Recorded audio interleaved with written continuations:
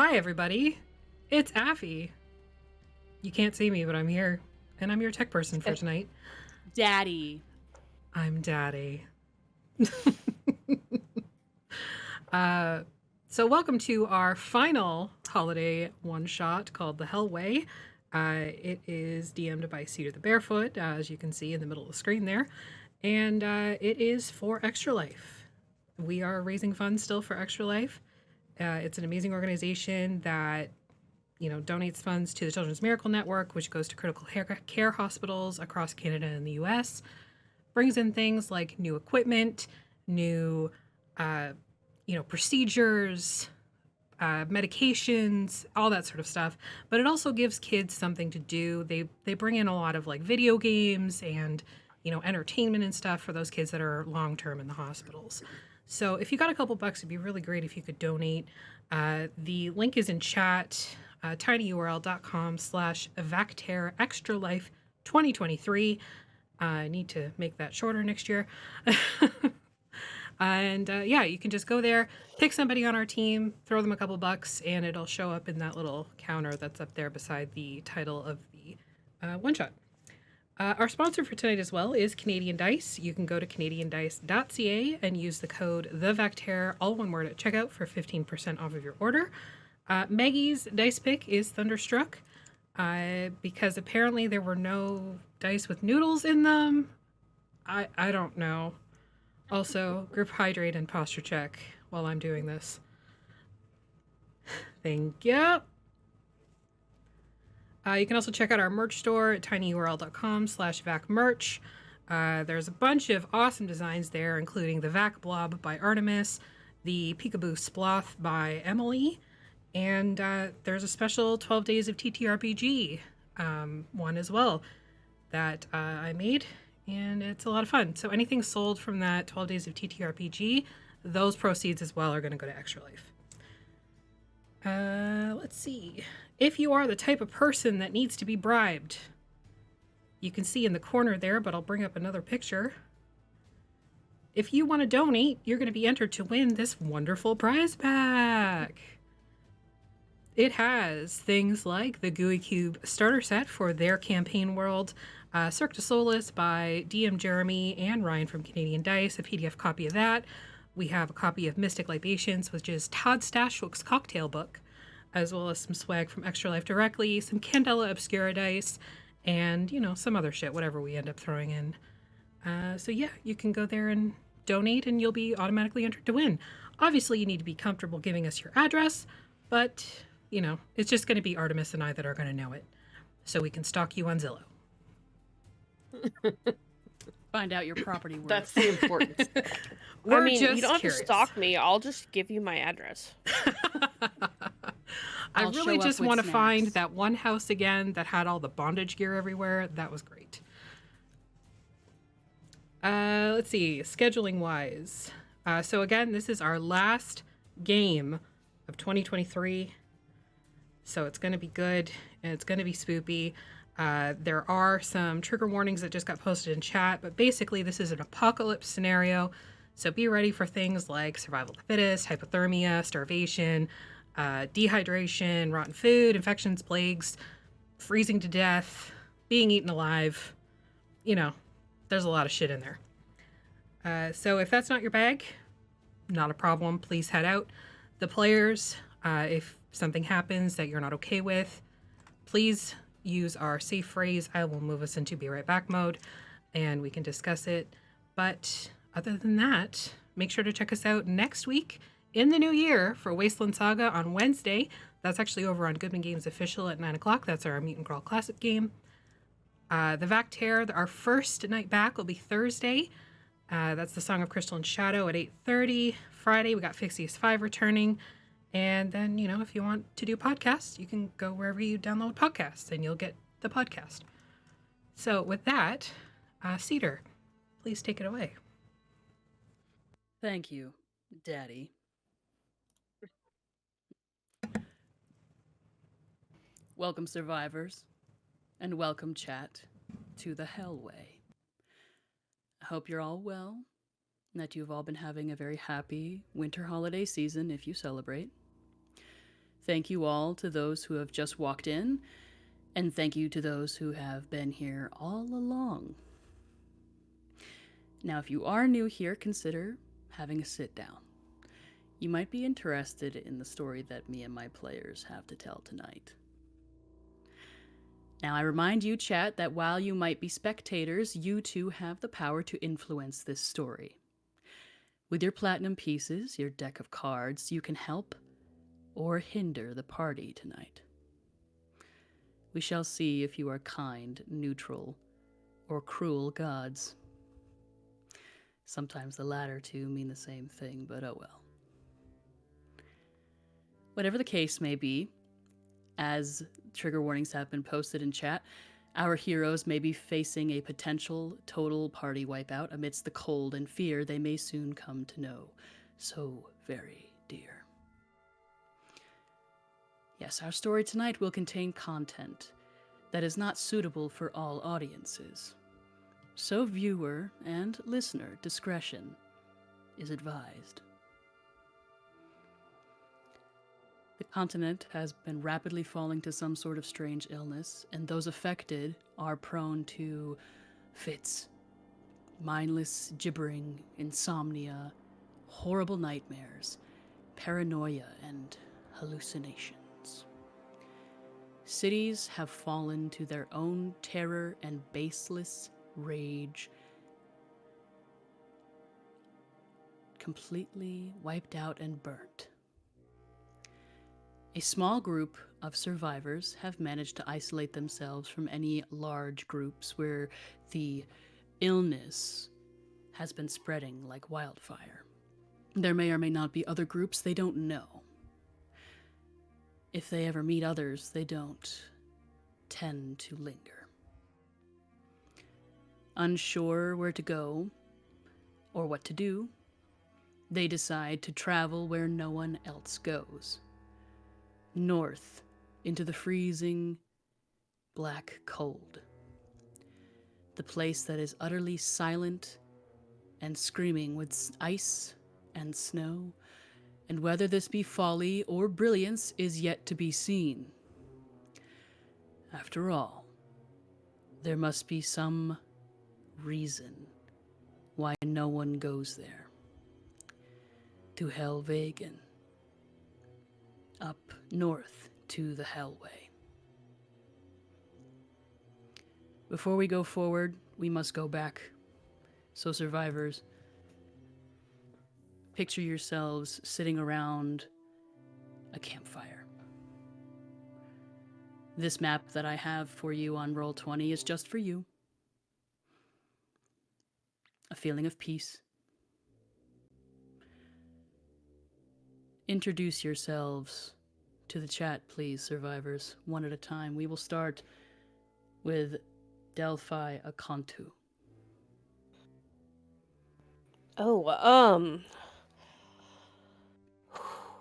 Hello, my name is, Delphi. This is my first time kind of adventuring outside of my mountain range. You see, I'm from the high peaks to the east, and, well, my family has always been charged with watching over the dead. We quite often saw a traveler to come in, mostly injuries.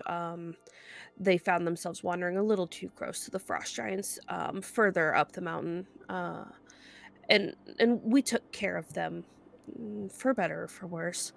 But in recent, I did notice more people were coming in with this illness, and it was spreading to my village and closer to the graveyard. Um, and it began affecting my parents. One night, the god of judgment and death himself came to me and said, "Delphi, you must travel north, and you must find the cause of this sickness, or save yourself trying." Uh, and so I packed up and ran with what I could carry. Um, and hopefully we'll find something new moving forward.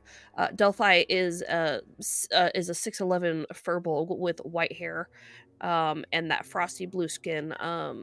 She's dressed in very layered leather gear. She's got like the furs and the leather bindings. Nothing really screams heavy or bulky, but rather almost like it seems almost like she left in a hurry. And she does have some tattooing down her face and a very large slash mark across from the top left across down to her right jaw.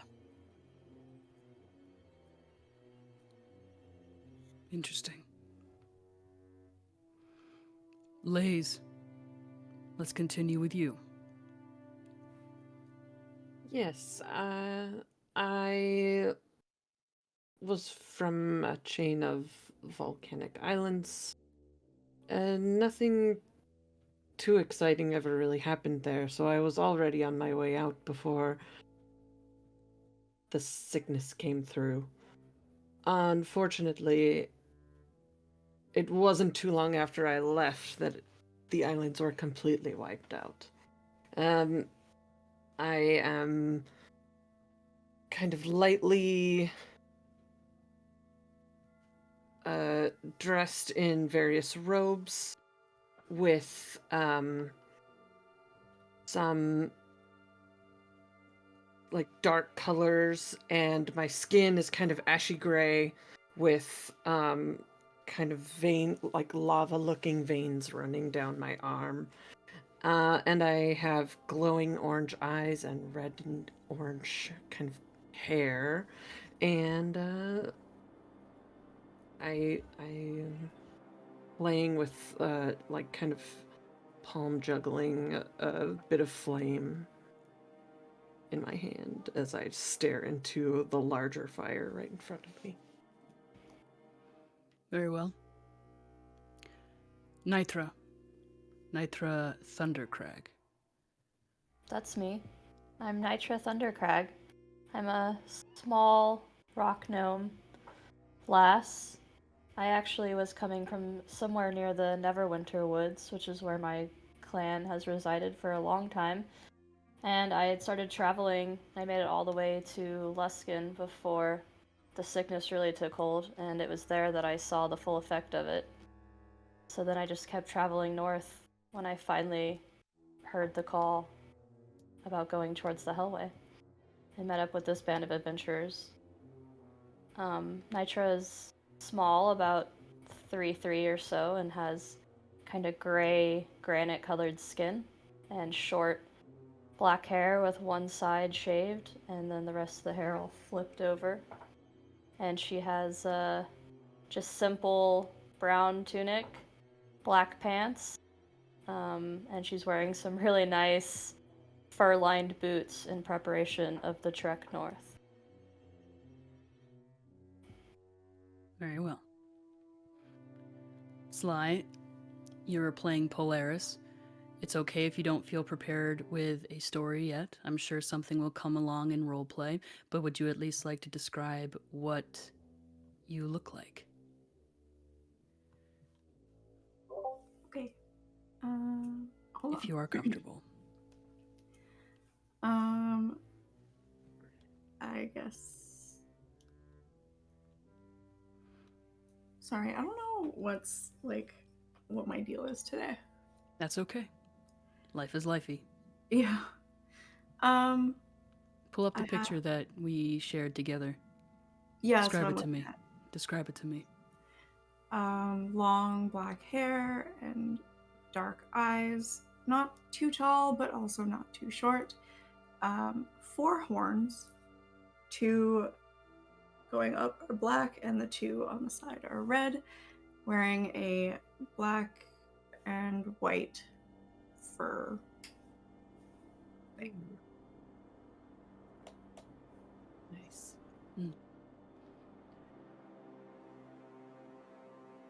Very well, survivors. You don't know each other. Survivors, this is an above table little thing that I have to share with you. So pay attention. Prior to us beginning stream, I messaged one of you.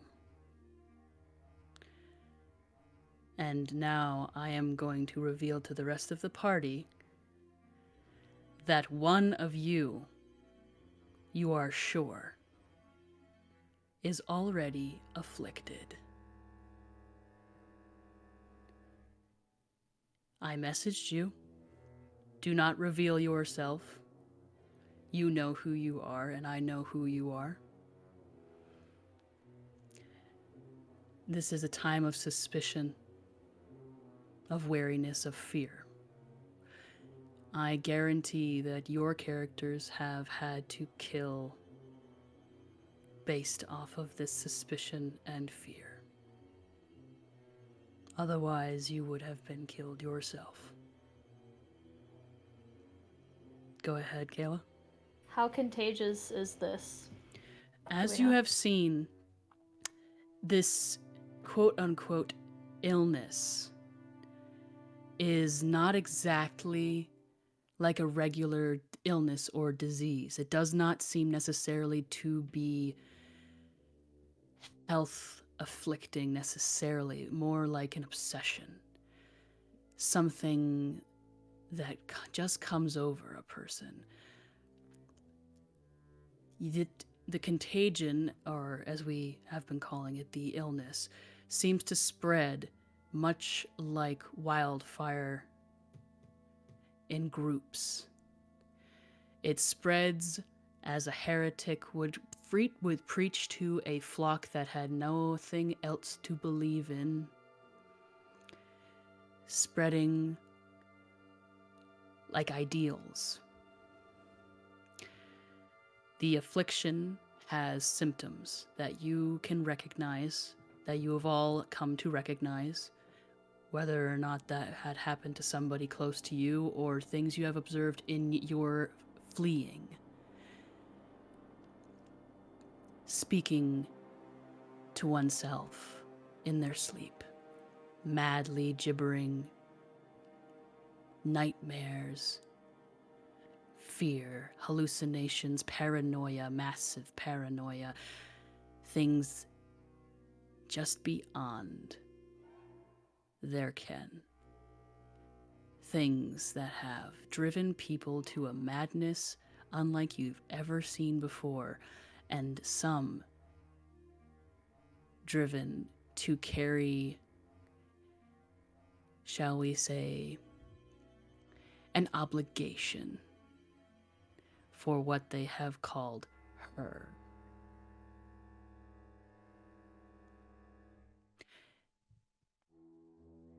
You have managed so far to avoid these symptoms, as far as you know. You don't hear the whispering of her. You don't see the things that she apparently shows these afflicted. Your nights have not been terribly well rested, but you don't seem to have symptom of insomnia.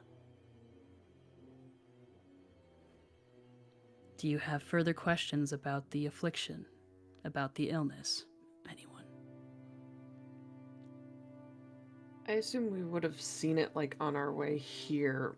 Plenty. Yes. We would have seen it. Does it have like a physical sign, physical symptoms that it shows, like any marks? Aside from like marks, physical marks, not necessarily, unless it is marks that are gained by the afflicted picking and digging at their own skin, beating at their heads, covering and scratching at their eyes.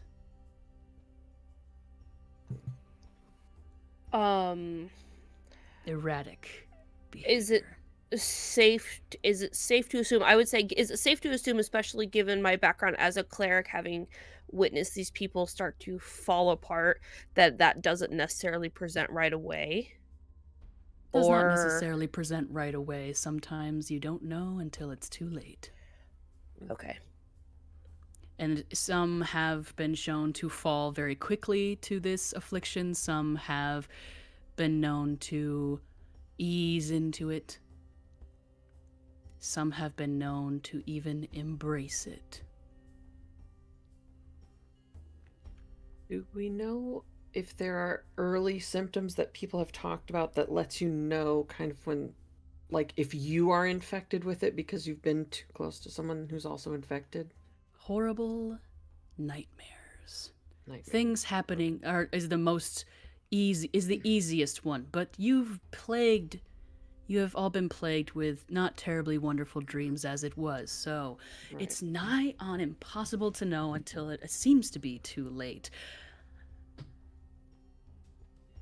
Seeing things out of the corner of one's eye.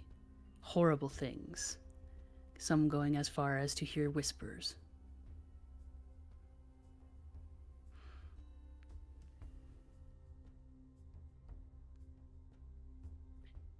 Your group was, at one point, a little bit bigger. Again, when in larger numbers, this illness seems to spread more rapidly. So isolating oneself is important. Traveling in small groups is important. You have lost travel, quote-unquote, strangers, but companions along the way, whether to this illness, to paranoia, to killing. You recently, perhaps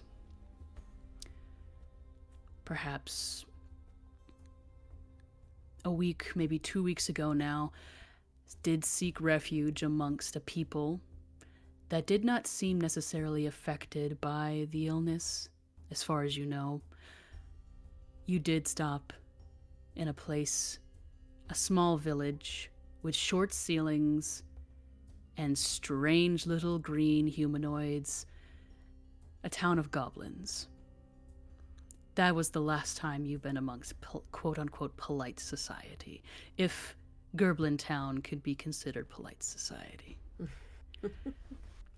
They were wary of you, but they did let you rest nearby, gave you food and drink when you asked for it.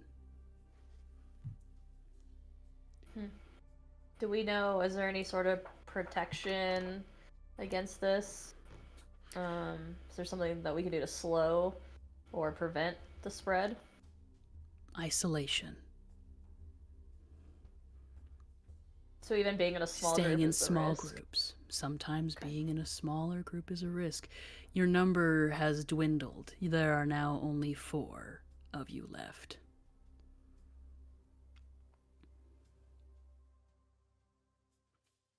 Any further questions? Do animals carry it? Now that's a good question. Ooh. This illness seems to affect in the way of the hallucinations and obsessions and so on in primarily intelligent humanoids, or at least sentient humanoids. The affectation to animals seems to be hit or miss. There definitely have been some strange goings-on, especially near the hallowed hollers of the north. There were stories that came out of that holler that strange humanoid centaurs had been afflicted.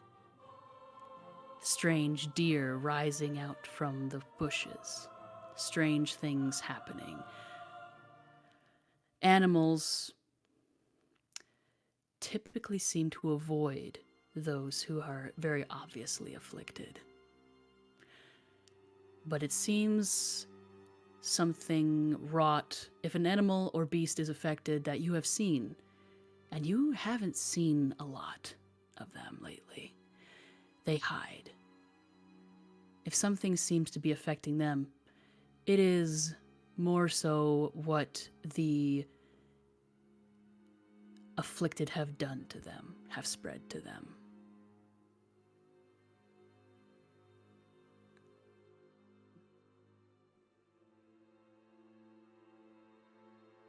But for the most part, as far as you know, it does not seem to affect animals or beasts that you know of.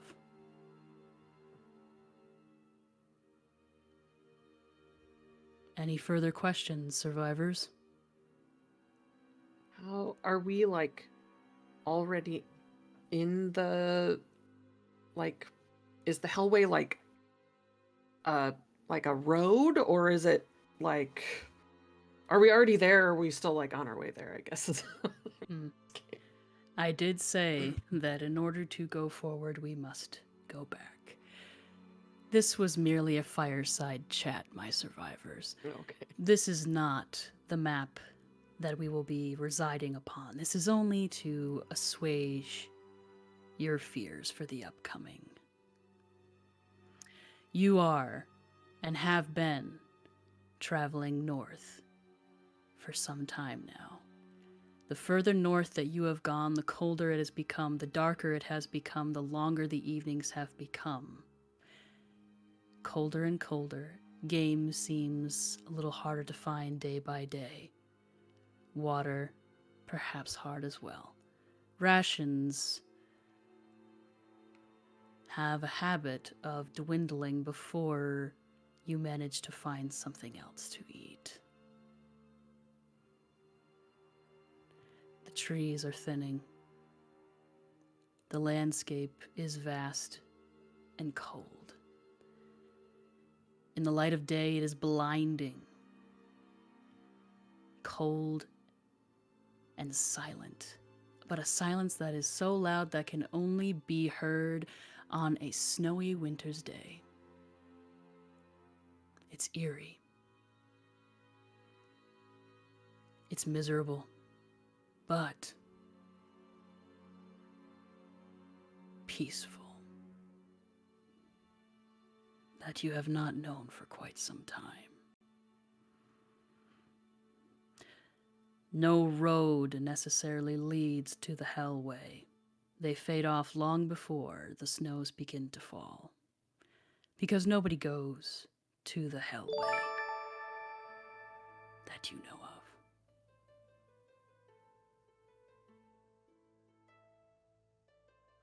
You travel. Today, who knows how long it has been since the last time you've run into anybody that wasn't from Gerblin Town. Who knows since the last time you saw another humanoid. You have a day's rations left. The snow is up to roughly 3 feet. If you have snowshoes, it is not difficult, overly difficult to move. I will assume, Nitra, since you are indeed a smallish being, that you have some sort of snowshoe to walk across the surface of the snow as best you can, so no worries there. I assume already that we have cold weather gear. Yeah, my boots of the Winterlands do that for me. You all have 1 day's worth of rations left. You've just had your breakfast. 2 meals remain between you and starvation. You have 1 water skin each, something that you've had to carry close to your body to keep from freezing in the cold, freezing nights. The trees are tall still, but they slowly become sparse the further north you travel. But this area is forested.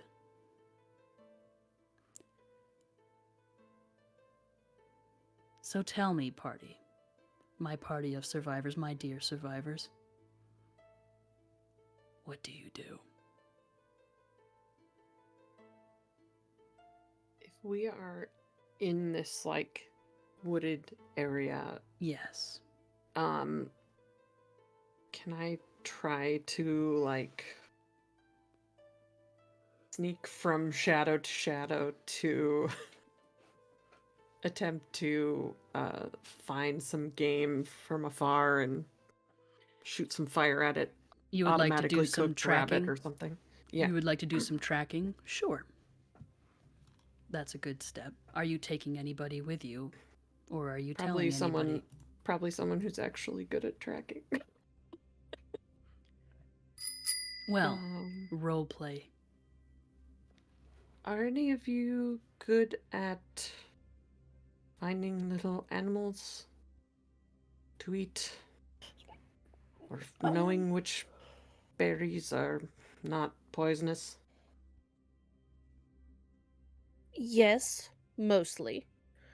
I I fared well when it came to medicine and to natural identification. I am not much of a survivalist, though.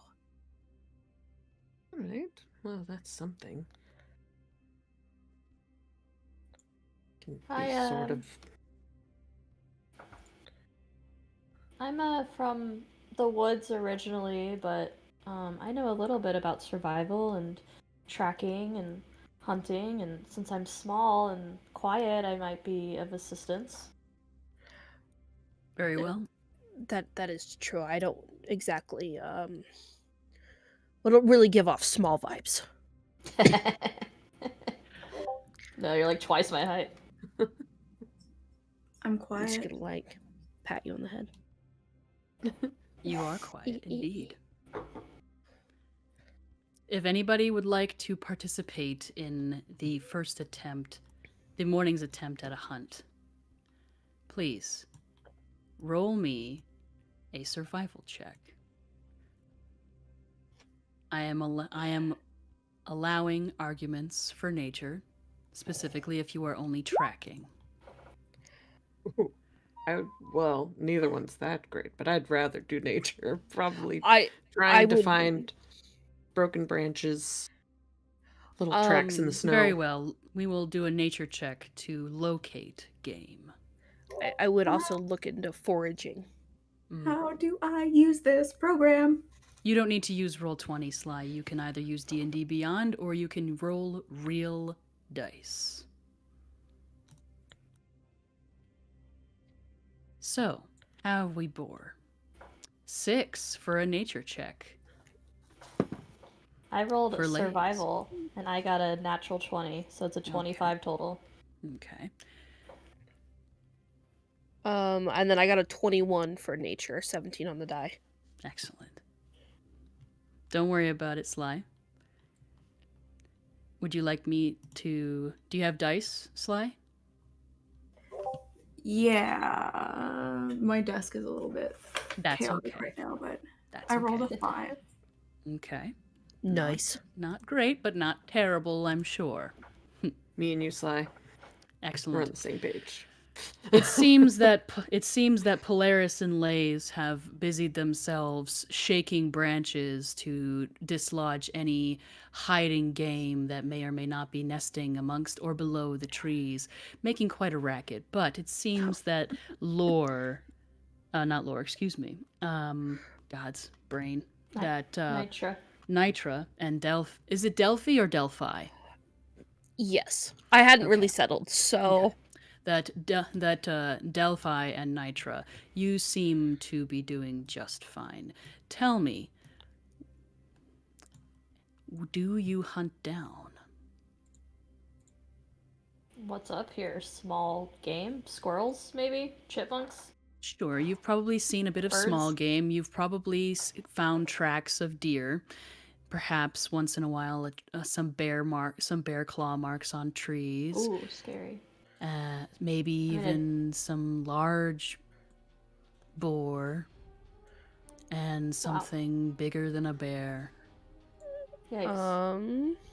Rick did Well, play a pass without a trace card as well. Ah, so you were extra sneaky. oh heck yeah. That's good. I'll allow it.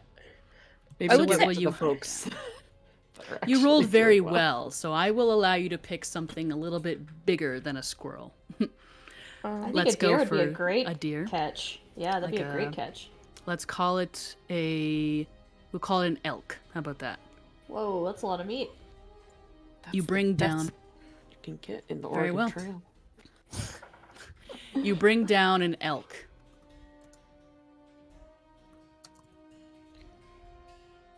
Okay, Is that's it? a That's a whole ass.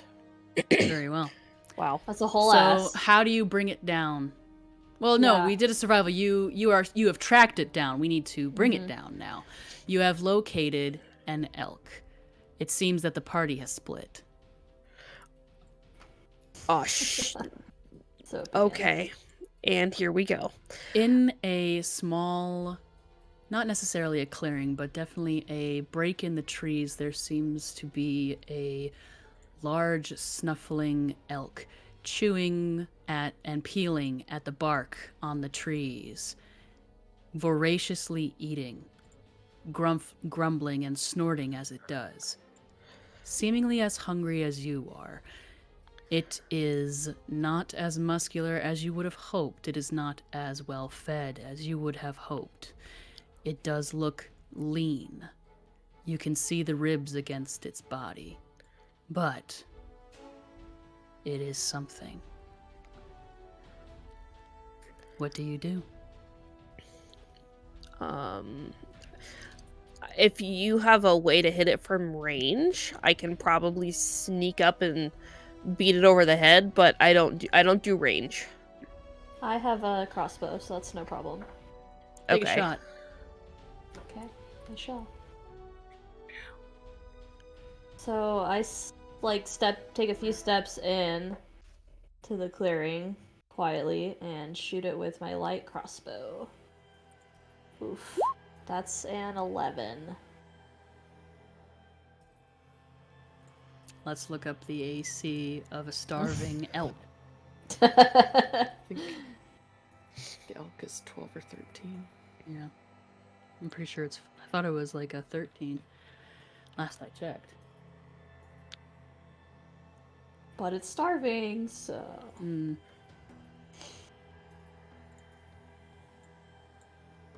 So what did you roll again? An 11. Roll for damage. Heck yeah. Ugh, minimum damage 4. 4. Let's see what here has to tell me. 4 hit, so 4 damage. That's right. Describe to me your letting loose of your bolt. Yeah, I kind of take like 2 short steps forward into the clearing, and since I'm pretty short, I'm like almost level with the elk's chest, like from afar. So I just aim completely straight, like put my arm out straight, and try and pierce its chest like from the side. Okay. Nice. Nice shot. Your bolt lets loose from your crossbow with a click and snap. Hit, I'd say you're probably about 30 yards, or 30 feet from this elk. So it doesn't have a whole lot of time to slow down. It sinks between the ribs of this creature with a loud, fleshy thunk. And the elk lets out a squeal. A squeal, a gurgling sound, immediately blood welling up in its mouth, full of bubbles. And it begins to flee. Because 4 hit points, 4 damage is not enough to fell it. Roll initiative. Can I use Will my chase. bonus action to use a key point to Punch it in the step face? of the wind and dash? Yes, I will Great. allow it. Thank you. Okay, initiative. The initiative is just for currently, just for Delphi and Nitra, since they are engaged with this elk. 21 21. for me.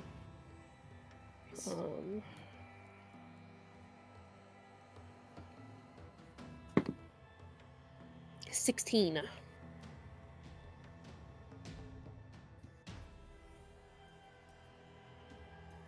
You said 16 Yep. for Delphi? I got a whole 15 and I got a whole +1, man. Wow. Well, that's okay, because the elk rolled an 8 and does not have an Adventure. initiative bonus. A +1 inspiration for every party member from Artemis. Thank you very much. Hey, thanks. Thank Evan. you. Please hold on to this and use it as you see fit. Well, don't hold on to it, use it. So everybody has an inspiration right now. Sweet deal. Excellent. Nitra, you're up. Okay, You well, have had I the surprise dashed. round. You I dashed. dashed after it. You are you Um, were initially 30 feet from this creature. Great. Well, I have a 35-foot regular speed, so I'm gonna Mhm. catch it pretty quickly. You are in snowy terrain. But I have boots that Exactly. don't affect that. Tell us about these Um, boots. It was just a play to they- get me to get you to talk about your boots. They're gnome sized, but they're made of metal, but it's a very like light metal, and they have spikes on them, so they have built-in not grapples, what's the word I'm thinking of? You know, Crampon? spikes. Thank you. And they're very heavily fur-lined. They go all the way up to my knees. What do they do mechanically? Yeah, what do they do mechanically? That's a great question. They give me resistance to cold damage, ignore difficult terrain created by ice or snow, can tolerate temperatures as low as -50 degrees without any additional protection, and if I wear heavy clothes, then I can tolerate temperatures as low as -100 degrees. Holy cow. That's Yeah. wild. Ooh, that's Mhm. awesome. That's so good. Mhm. Sly has the same effect. Anyway, Dope. so you've My God, dashed that ring of warmth is fire. with Step of the Wind. Correct. With your key point, are you allowed to attack after dashing with the Step of the Wind? Well, that was just my bonus action, so yes. Okay. And I actually want to jump on the elk and try and bring him down with a grapple. Make an athletics check to jump upon this fleeing creature. I'll make the DC fairly simple. It did just take a bolt into the lung. I'll make the DC 10. It's a 15. It's a 15. You leap upon the back of this animal. Now we can make an opposed grapple check. Great. And I can choose either acrobatics or athletics, right? Yes. Great. I will do acrobatics. I got a 22. That's actually just fine because the elk rolled a natural 1. That's appropriate. Yes. All right, you are grappling this elk as it is attempting, because it's grappled, but when you are grappled, you are not prevented from attacking and or I'm not sure if it impedes movement necessarily fully. You can't move, but you can still attack. But I can move with it if I have it grappled. Yeah. You're a gnome, though. Yeah. For the sake of rule of cool, would you like to ride the elk? Yeah. The elk begins to wildly buck. Delphi, it's your turn. You have just watched your gnomish companion scurry across the snow at speeds unken to regular gnomes, and has leapt upon the back of this elk, which is now bucking and braying and bugling like a wounded bronco as blood scatters all across the break in the trees, filled with bubbles. Wow. And how far in front of me is it? 30 feet. Okay. Well, I suppose with my little snowshoes, I'm gonna go ahead and hightail it forward. I'm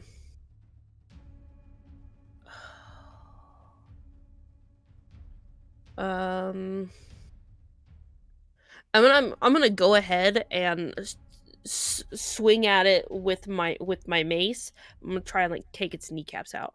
Go for it. Called shot, you said? Yeah, like legs. Okay. Brutal. Make a roll. Damn. Okay.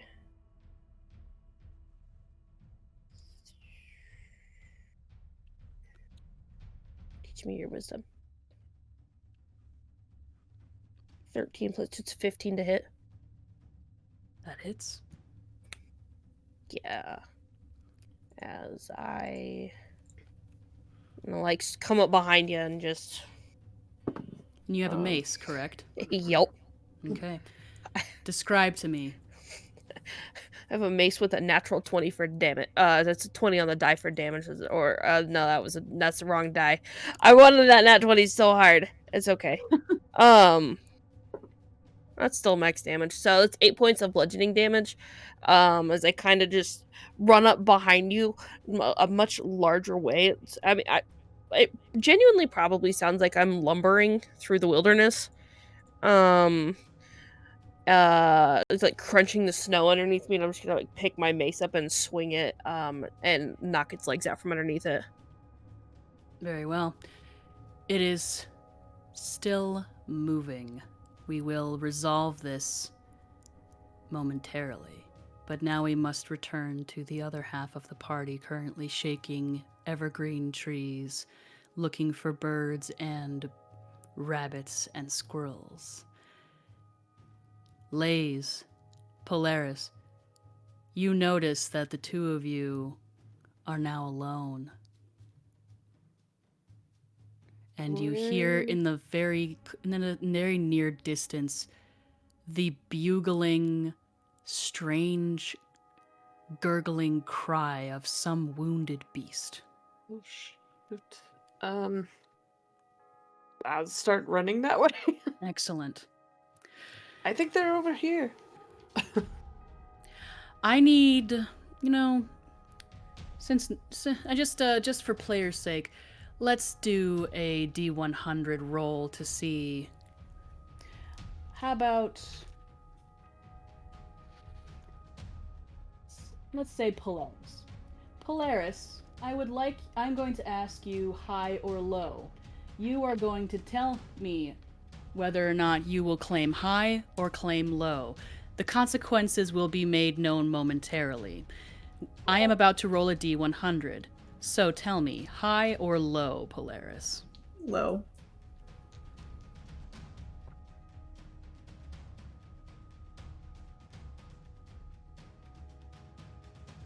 Very well. As you turn, the two of you, you come face to face with a small bear cub. Snow lingering in its fur and ice. It snuffles and whimpers at you. Another bear cub rounds the tree that you have just shaken. I'm not sure if you need to make a nature check or not, but when there are cubs, there is probably a mother nearby. Don't run. And don't make eye contact. Look down. Looking up, down. Let's go back to the elk brawl. We will resolve the bear cubs momentarily. It's the elk's turn. The elk does not look good, of course, having just had its front legs or back legs. Back legs, I would assume. I covered 30 feet just enough to reach it. Excellent. Its back legs haven't been swept out from underneath it with a sickening crunch from the mace that belongs in the fist of Delphi. Blood and bone splintering in the snow, staining it crimson and russet red, and shining with shards of cartilage and the blood that leaks from its mouth and from the bolt hole in its chest, filled with wet, viscous bubbles, as it shakes its head furiously back and forth and bucks wildly, attempting once more to free itself from its captor, and will make a goring attack upon Nitra. Is it able to attack me when it's grappled?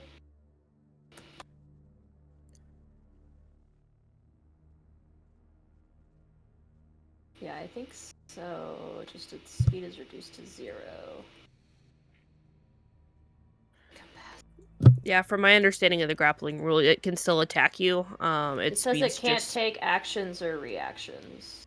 The is only effect of incapacitated. grapple in 5e is that you cannot run away. You can still take any actions you want, including attacking the creature that has grappled you. Yeah. Grappling is a bitch. A grappled creature's speed becomes 0. Yeah, and that's it. The condition ends if it's incapacitated. Do we agree? Mm-hmm. Does a 9 hit your armor class, Nitra? It sure doesn't. You narrowly avoid as you see these gigantic antlers sweeping backwards as the elk rolls its head, eyes bulging, shrieking and bugling in distress and fear and pain, narrowly missing you as you duck and press your face against its warm, soft, rustling hide. Well, elk's skin isn't terribly soft, but it is softer than anything that you felt recently. Nitra, it is your turn. I just kind of, with my face in its back, I just kind of say to it, let me just get this over quickly and it'll be done. And I just try and, like, chop it between the shoulder blades so it'll go down. So I'm making an unarmed strike. Yes. I'm gonna use my inspiration on that one. Very well. Please mark that you no longer have inspiration for now. I rolled the exact same thing. Oh no! What have you rolled a total of? A 9. That just misses this elk's AC. As you attempt to land a firm blow, you set a chop between its shoulder blades. It skids off to one side as you duck to avoid yet another swing of these enormous antlers, still soft and bloody all over your face. Not goring you, but spraying bubbles. Wet, viscous bubbles as its lungs begin to fill with blood. Delphi, it is your turn. I'll go ahead and try and hit its front legs this time. Nitra, you gain an inspiration back, Nice. but I was going to give you one anyway for Oh, wow. talking sweetly to the elk. Well, great, thanks. Yeah, we'll go ahead. I'll just swing for its front legs this time. Oh,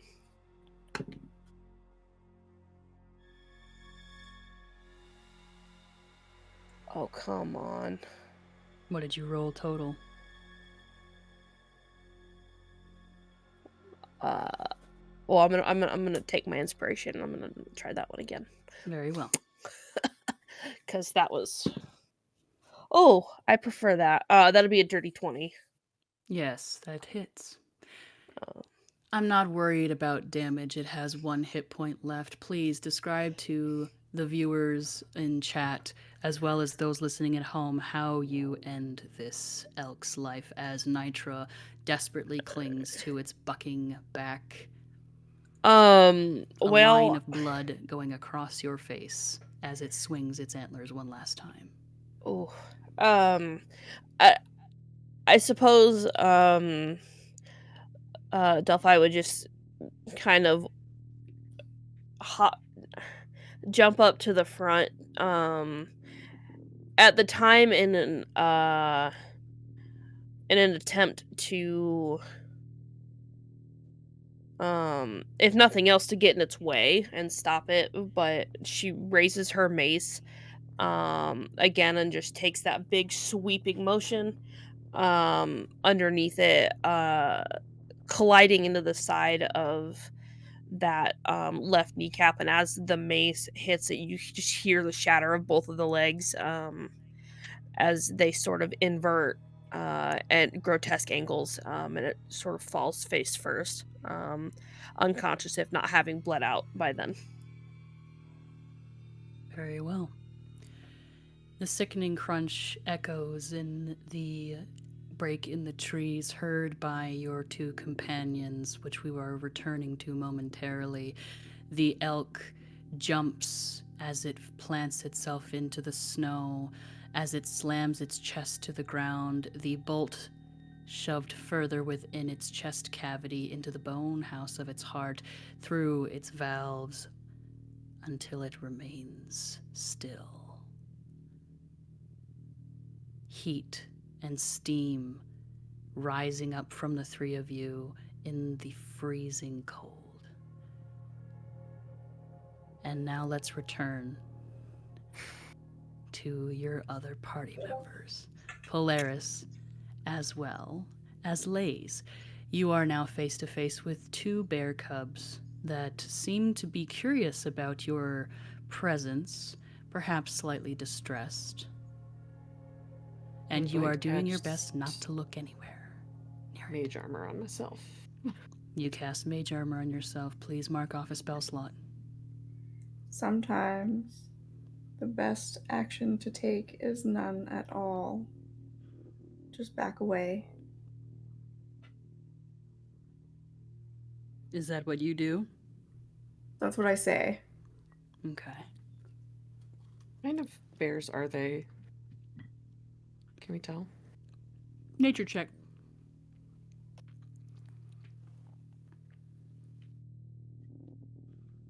Four. It's brown. Cool. I'll do Polaris said and start to back away. I'm doing the thing where I also don't make eye contact. This is interesting. Just like, In a way of trying not to negotiate with these animals, you in a way are attempting to negotiate with them. So I think an animal handling check would be kind of interesting. Also, Delphi, please mark that you have received your inspiration back.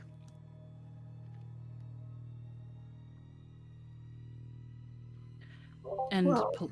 a 12 for animal handling, Polaris? Okay.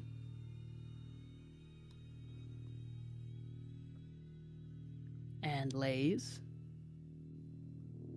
Animal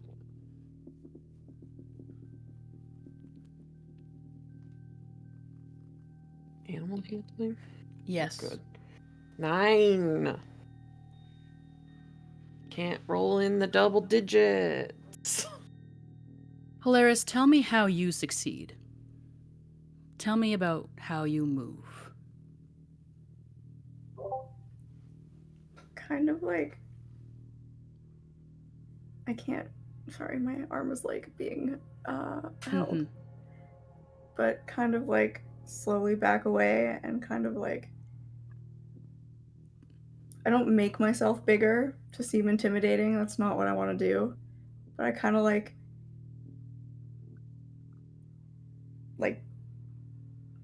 bow my head respectfully as I back away. Lays, describe to me how you fail. I'm not looking where I'm going and I trip over my own feet. And in doing so, instead of doing the like calm backing up, I'm like ass over tea kettle, falling into the snow, and then like try to stand back up really fast so I can see where I am.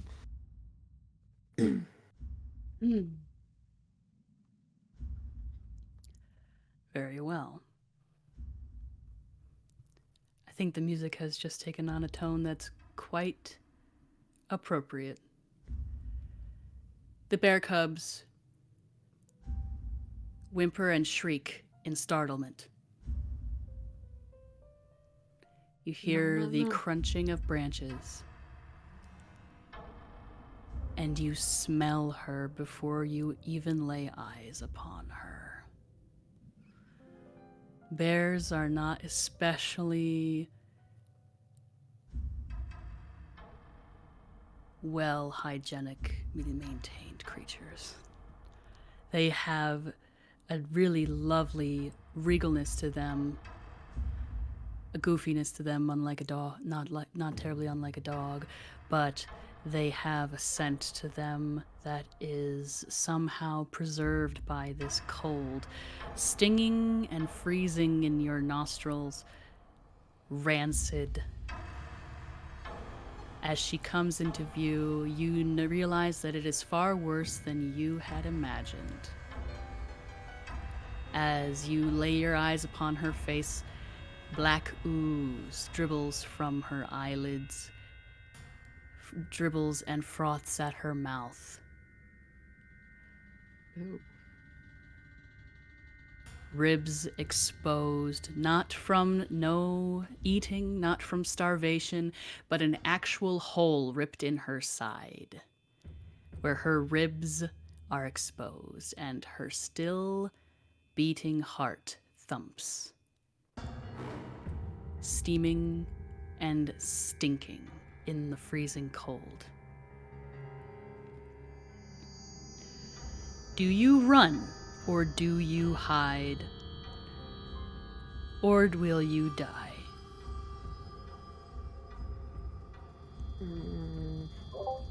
I do not move. For a second. Lays. 3, 2. I run. I absolutely run. This is not a normal bear. I'm out of here.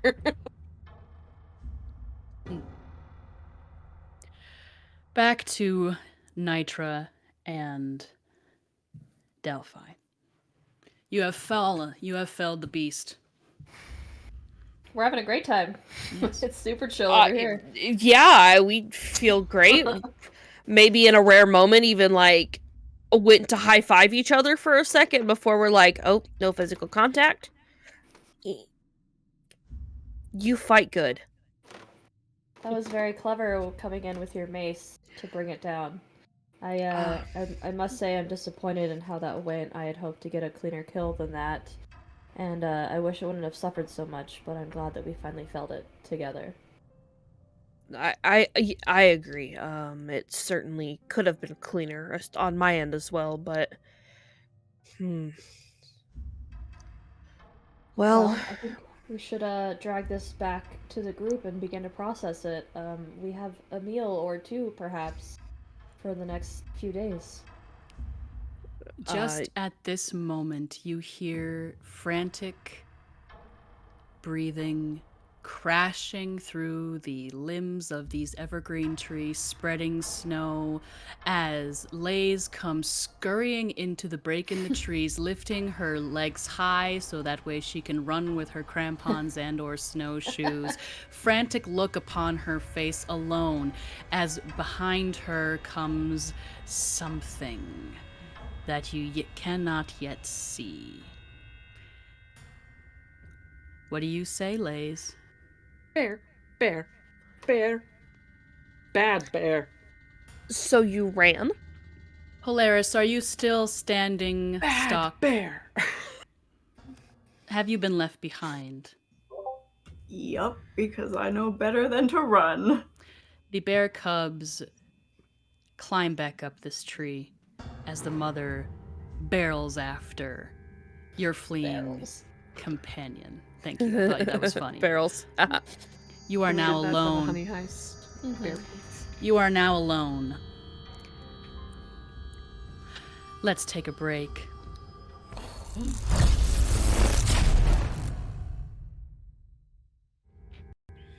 Hello, all. We're back, and I just have one quick announcement because I forgot. I'm literally sitting here making the layout for it, but tomorrow, it is tomorrow, right? Jesus fuck. Yes, tomorrow.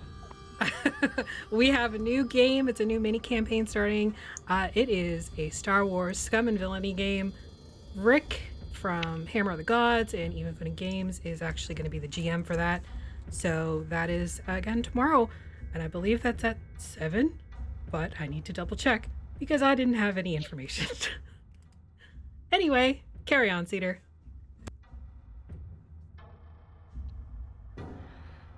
Cool. Okay, so where we left off, Lays was barreling into the break in the trees in which Delphi and Nitra were, okay, bye, Shy, were, having a moment, shall we say, over, a bonding moment over the absolute murdering of this elk. The slowly murdered elk. With not typically slow, it was 2 rounds, so it was 12 seconds, but that's neither here nor there. We never know. Polaris is now standing underneath a tree that she knows has bear cubs in it, alone. And Lays is running from what appears to be some sort of messed up undead bear. And it is now you see Delphi and Nitra as Lays, how far do you keep running? Yeah. When you see them? Is it still moving after me? Yeah. Then definitely. You get into this small break in the trees. You say, "Bear, bear!" And you leap over, much like a gazelle, over Nitra and the elk, and disappear into the tree and go into. Okay, you trip over it. Then you said it, not me. You trip over -1 dex. You trip over it and you hide, and now you are effectively under about 3/4 cover with this bony elk. As you, Nitra, and Delphi see this horrible, stinking, rotting bear coming barreling through the trees with an angry roar. What is that thing? What do you do? Bad bear. Very bad bear. Yeah, I can see that. The bear comes to a stop, skidding to a halt in this clearing, recognizing the smell of blood. Ugh, I take a deep breath. I look at Delphi and I'm like, I know this is gonna sound crazy, but we just did so much work to bring this elk down. We can't let this bear eat it. I think we have to fight this bear. We're gonna have. Yep. Yeah, I'm not. Delphi is not willing to let a kill go, especially not these days. Sounds good. Give it your all. That's all we can do. Otherwise, we die no matter what. Is it still just standing there? I suppose we should roll initiative, I guess, since you're about to fight the gigantic undead bear. Well, we had It's not gigantic, but it's very large. You know what? D&D Beyond dice. Well, I guess I would also like you to roll initiative. Rancid bear, or we die slowly from starvation. So you have 2 I'm using meals left. inspiration. You do have inspiration. I'm gonna go ahead and. Well, I'm rolling so poorly. I'm gonna wait until I roll an attack. I'm gonna let that. No, I wanted a zombie bear, not a zombie owl bear. That is freaking horrifying. Those are two vastly different things. Why is it standing on its hind legs like a human? I don't like it. Like, a bear do that, but an owl bear be doing that while looking all undead and shit. It's not very pleasant to see. All right, I guess I'll roll. So give me one moment.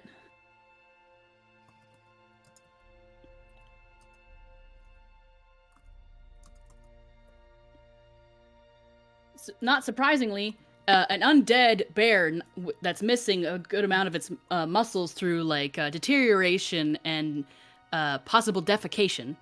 Not terribly dexterous. Let me just write this down. Shock. Delicious. Don't let it touch you. Don't Delphi, touch what'd you blood. get? 18. Nitra. Ooh, I got a 6. Lays. 8. Polaris. 13. Very well. Crush. Delphi, you're up. Sweet. Well, this is. The bear has joined you in the clearing and has now scented the scent of freshly spilled blood and is now rising up to stand on its hind legs, threateningly and rotten.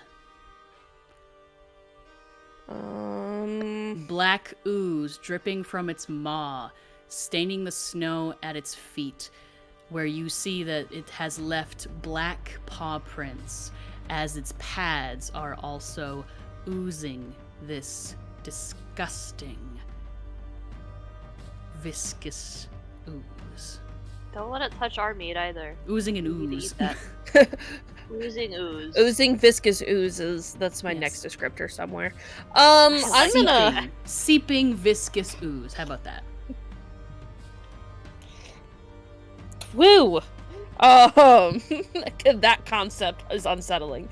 Let's see here. Well, I suppose this bear's gonna come into the clearing, and Delphi is just gonna clap her hands together in the middle. And when she pulls them apart, this radiant-looking magic. It matches the color of her skin. It's that very icy gray to blue color. Is gonna crackle in between her hands. And sort of take the form of a wolf's head. We're gonna cast Sacred Flame. So I Okay. need you to roll me a dex save. Like I said earlier, not a terribly dexterous creature. That's exactly why I picked it. Okay, apparently. So a 16. With In its Baldur's negative. Gate, and here, I still miss. You beat it. I have a 15. So I miss tragically. The Sacred Flame, you said? Yes, flame. You have a DC 15. Excellent. What happens to the fire? It goes out. Absolutely nothing. You Very Bonus actions? I don't know what I just clicked on.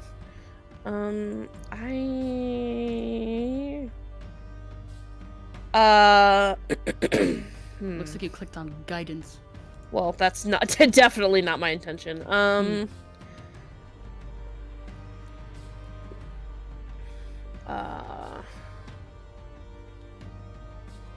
Yeah, I'll pass on my bonus action for now, and I'll stay where I'm at, so we'll call it my turn. Very well, Polaris. It's your turn. You're alone in this clearing. You are aware of the two bear cubs that have shimmied up this tree beside you that you have been that you previously shook with your pal Lays. Well, not pal. Who knows if you're actually pals or if you're just traveling together. You hear in the near distance, and the roar, the gurgling roar of this horrifying bear. You see the broken branches in the way that it had run, barreling after Lays. What do you do, Polaris? I am going to leave some food at the bottom of the tree. Are you sacrificing one of your final 2 rations? Yeah. Very well. Please mark that you have 1 ration remaining. Do you do anything else? Well, just make a note of it.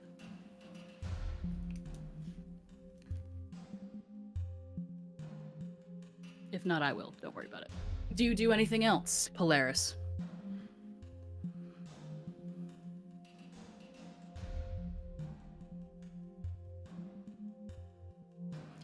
Do you go after your traveling companions to perhaps engage in this fight to save the last of your survivors? Or do you perhaps leave them to their fate?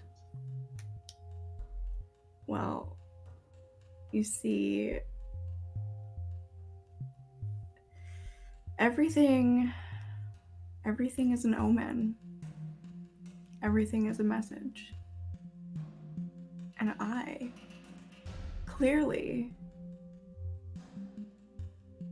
am doing the right thing by listening, considering the fact that nobody tried to kill me. Angry bears. So I just pull out my prayer book and start reading. Fair point, honestly. Very well. You can still hear everything in the near distance as you sit down over your prayer book. Now it seems that it is Lays' turn. Okay. Would you like to stay in initiative, Polaris, or would you like to be taken out of initiative?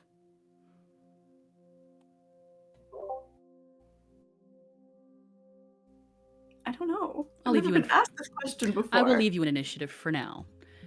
Lays, what do you do? You are 3/4 cover behind this dead elk. Your companion's standing in front of you. This bear now roughly. This is a small break in the clearing. I did say 30 feet wide, so I'd say that you're near an edge.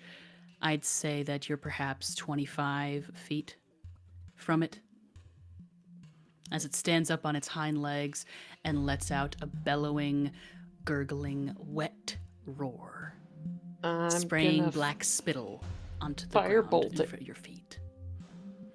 Very well. Yeah, shoot some fire at it. Mhm. Hop behind. Shoot. Freaking firebolt.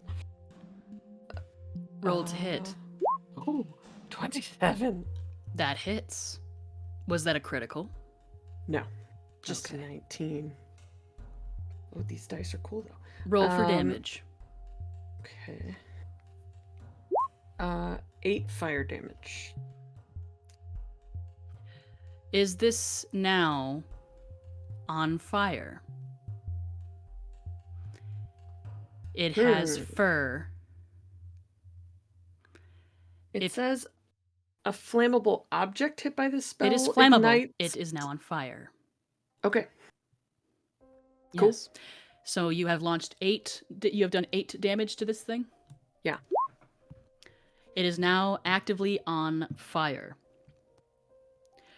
It lets out a growl as fire blasts itself against its chest, catching and sizzling against its skin as its hair, matted down with black ooze and saliva, begins to burn. Its skin slowly becoming apparent in the cool, icy breeze as its skin begins to boil and bubble and blister before your eyes as it is actively on fire. Do you do anything else, Lays? Crouch back down behind the elk. Very well. Don't You let are it at eat 3/4 me. cover. You are I at can 3/4 smell cover this once more. description. Yes, So you gross. can indeed very much smell this description as the blisters begin to seem like they are a regular red flesh blister as they begin to fill with black liquid. Delicious. Can't wait. It is now Nitra's turn. Wonderful. The bear is on fire. Yeah. Thank God. This is terrifying. They Definitely don't touch it. no, don't let it touch anything. You, the ground, the meat, none of it. Nitra kind of shuffles their body in front of the elk, so that way they're like putting themselves directly between the bear and the elk if for some reason the bear starts charging us. And I will attempt to shoot it with my hand crossbow again. Make a shot.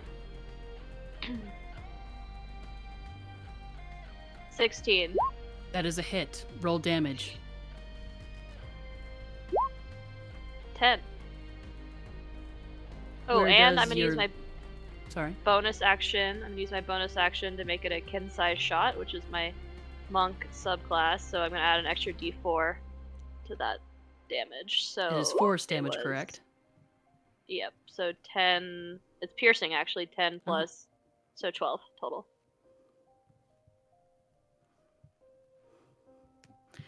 It's not looking terribly good. Your Well, it bolt wasn't looking flies very forward. good before. True. Your bolt flies forward, snapping from your crossbow, landing with another very familiar fleshy thwip and thwunk. Sinking in, and you hear a as something within bursts.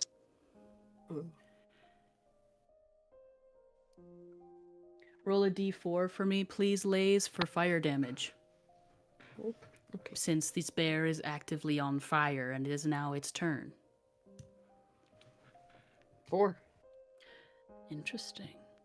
The fire continues to spread, spreading up its neck to its maw, flames licking at its tongue, boiling the ooze that dribbles from its mouth and nose, climbing into its eyes.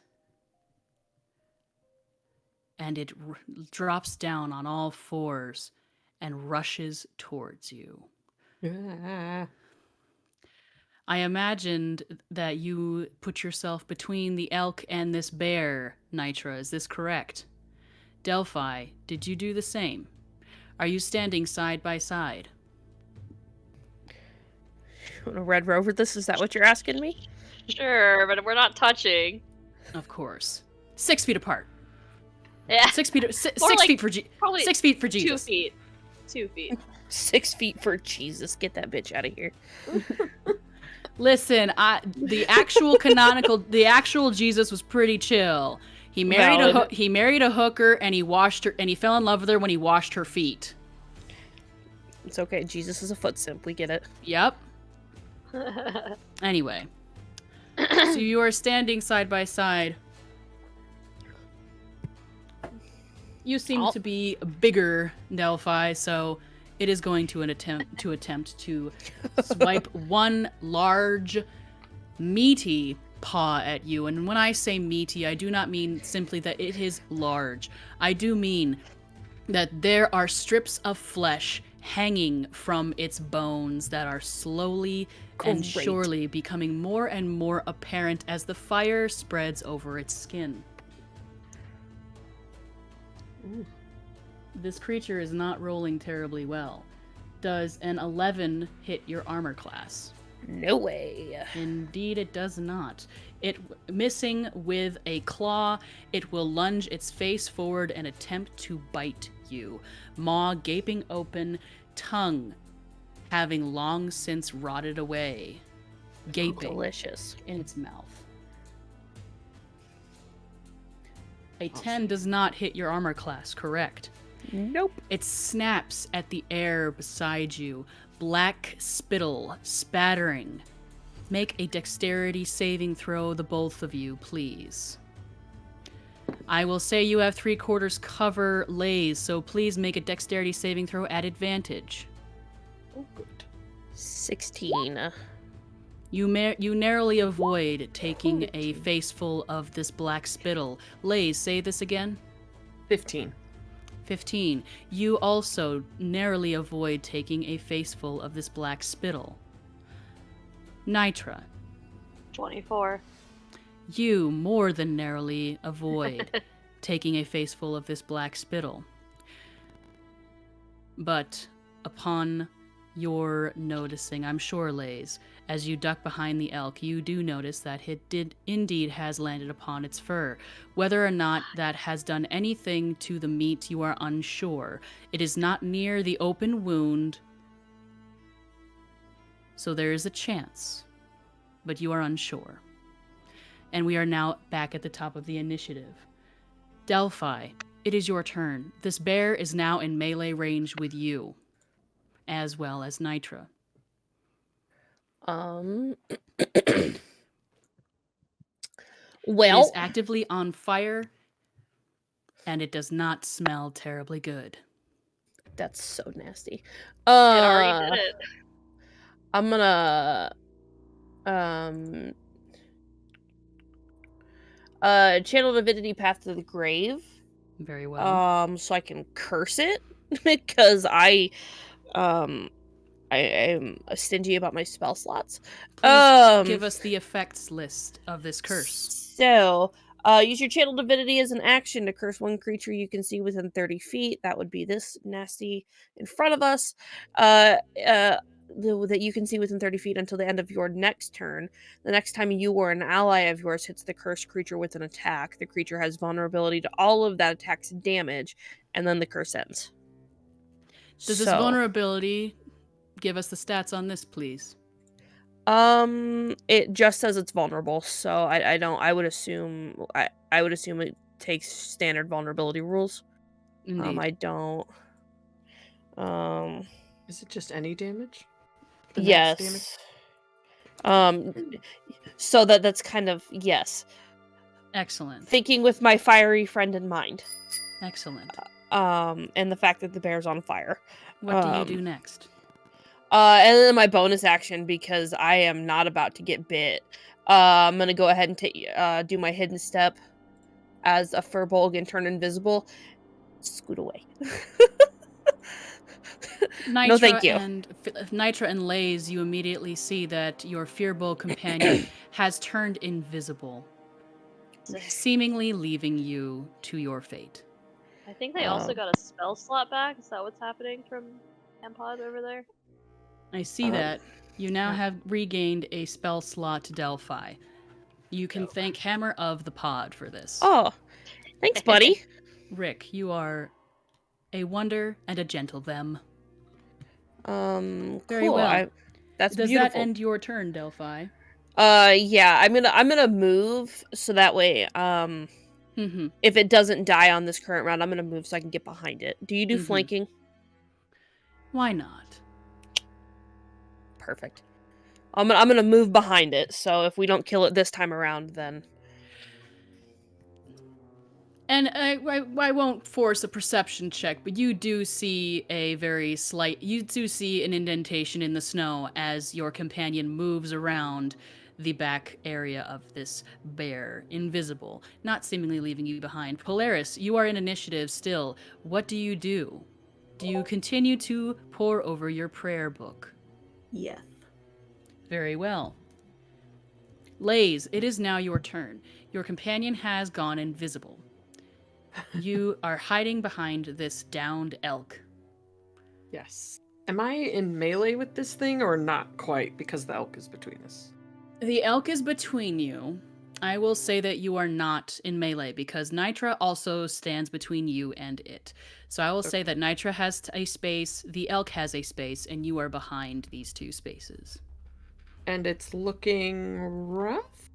It is not looking good. In fact, as you look at it, you see that it is quite rapidly, not only on fire, decaying before your very eyes from possibly not only the damage in battle, but for how long you do not know this thing has been carrying on in its unlife as it still continues to decay and fall apart before your very eyes. Black ooze leaking from several burst pustules on its burned skin as its skin begins to hang down in strips, its jawbone beginning to swing loosely as tendons begin to let way. Ooh, okay. Its tongueless mouth roaring in distress and anger. So it's about 10 feet away from me? It is roughly 10 feet from you, and you have 3/4 cover. Okay. I'm going to try to aim a burning hands, second level burning hands, so that I don't hit my friends, but Very I well. can only see one of them, so. Excellent. Roll. All right. It's a DC 16 dex save. As I said, not terribly dexterous as a creature. A 14. That fails. So then it's 13 fire damage, which would double to 26 for the vulnerability. Describe to me how this bear, undead and decaying, rapidly falls before your eyes. I think, like, seeing the kind of black drips on the elk, and I'm still, like, behind it, and it seems to have, like, caught fire very fast. So I just kind of, like, aim up at it like this, and blast just, like a flamethrower out, and try to catch as much of the black ichor in it from the elk and the ground and the bear as possible, hoping that it's also fully flammable so that we can just burn away the problem. Don't have to worry about it. Interesting. You said from the elk, the ooze on the elk. Are you saying that you are catching the elk on fire as well? Yes. Very well. The bear falls quite literally to charred, bubbling pieces in front of you, Nitra, much like a horrid picture before you, melting, much like a witch stepped upon holy water, melting into a heap in the snow of flesh, bone, and viscous viscera.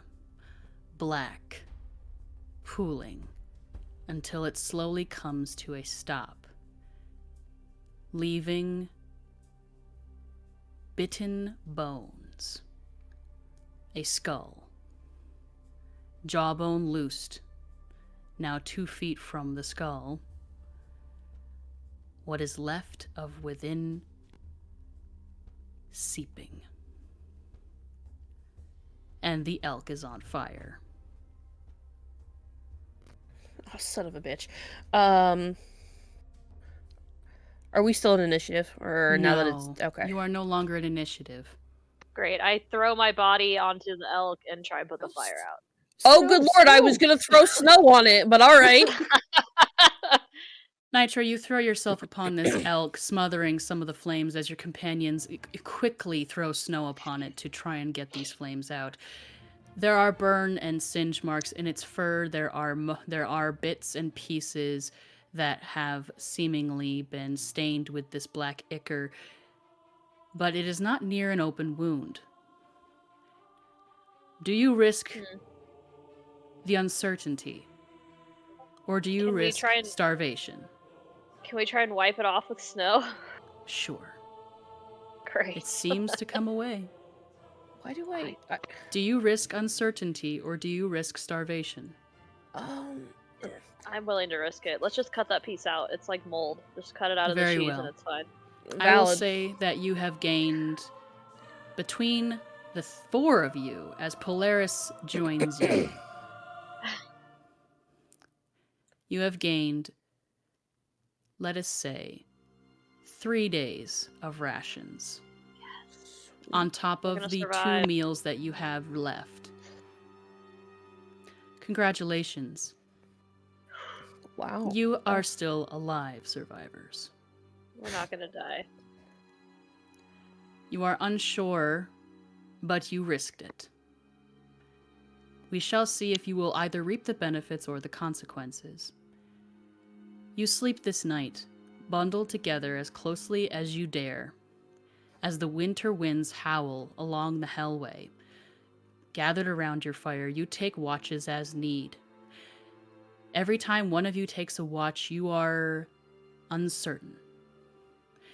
You worry whether or not you see things in the night. You know that there are sounds of movement. You are quite sure. You don't know who, but something is wrong in this party. The following morning, you rise and you consume one of your rations. Yes. It was not a full moon last night, right? High or low? Oh, what a question. Low.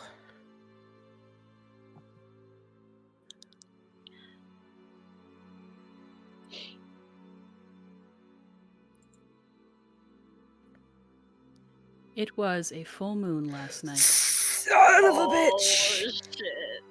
Okay. What rolls do you have to make? Let's see. Are your companions aware of your affliction of lycanthropy? Nope. I don't Very tell well. anybody. Very well. You take your watch. Let us say that you are second watch, and you see above you the expanse of stars that you have not seen for quite some time. And as the clouds begin to clear, you see and you dread that may or may not be the shining of the face of a full moon. You have but moments to prepare yourself. What do you do? Run into the woods as Very well. fast as humanly possible. You go running into the woods. Make me 3 rolls. 3 d20s, please. Okay. All right. Well, that's tragic. That first one is a 4. A 4. The next one is a 15. Mm-hmm. And then a 7. Very well. Please make an attack roll that you would make in combat, and let me know what you get to hit. A single attack roll. Okay, let's see. We are having some technical difficulties, chat. Do not worry. We shall return, possibly. Woo! There we are. And we're back. Sure. So we'll go ahead. Am I biting something or clawing something, or does it matter? It only matters what you would do. In your fitful rage. Well, that's a 15 for probably for clawing at something first. Very well. Roll for damage. Oh no, that's not. Why do I forget? I need the pointy boys. Pointy boy number 2. I feel like I just killed somebody. That's 8 points of slashing damage. Very well. The following morning rises. 3rd watch was not taken. 4th watch was not taken. The 3 of you, Nitra, Polaris, as well as Lays, come to within your sanctuary for the freezing winter evening. Delphi is nowhere in sight. Delphi, what is it like to wake up after a binge in the night of bloody gore and raging hunger? Well, it's a bit uncomfortable, for one. I feel like I was quick enough to stash my clothes the evening before. This is not my first time, so I would have stashed my clothes probably a few tree lines in, so I can so I could hide from everybody else, much less them think that I'm dead already. But when I wake up, it is frosty and miserable. It's not something I'm unaccustomed to. You're naked in the woods, Uh-huh. correct? In Yup. freezing Arctic temperatures. You know what? I certainly am. Very well. That was... You wake up and you are laying in what can only be described as red carnage. There are small amounts of supplies, torn fabric, bones, teeth, marked bones.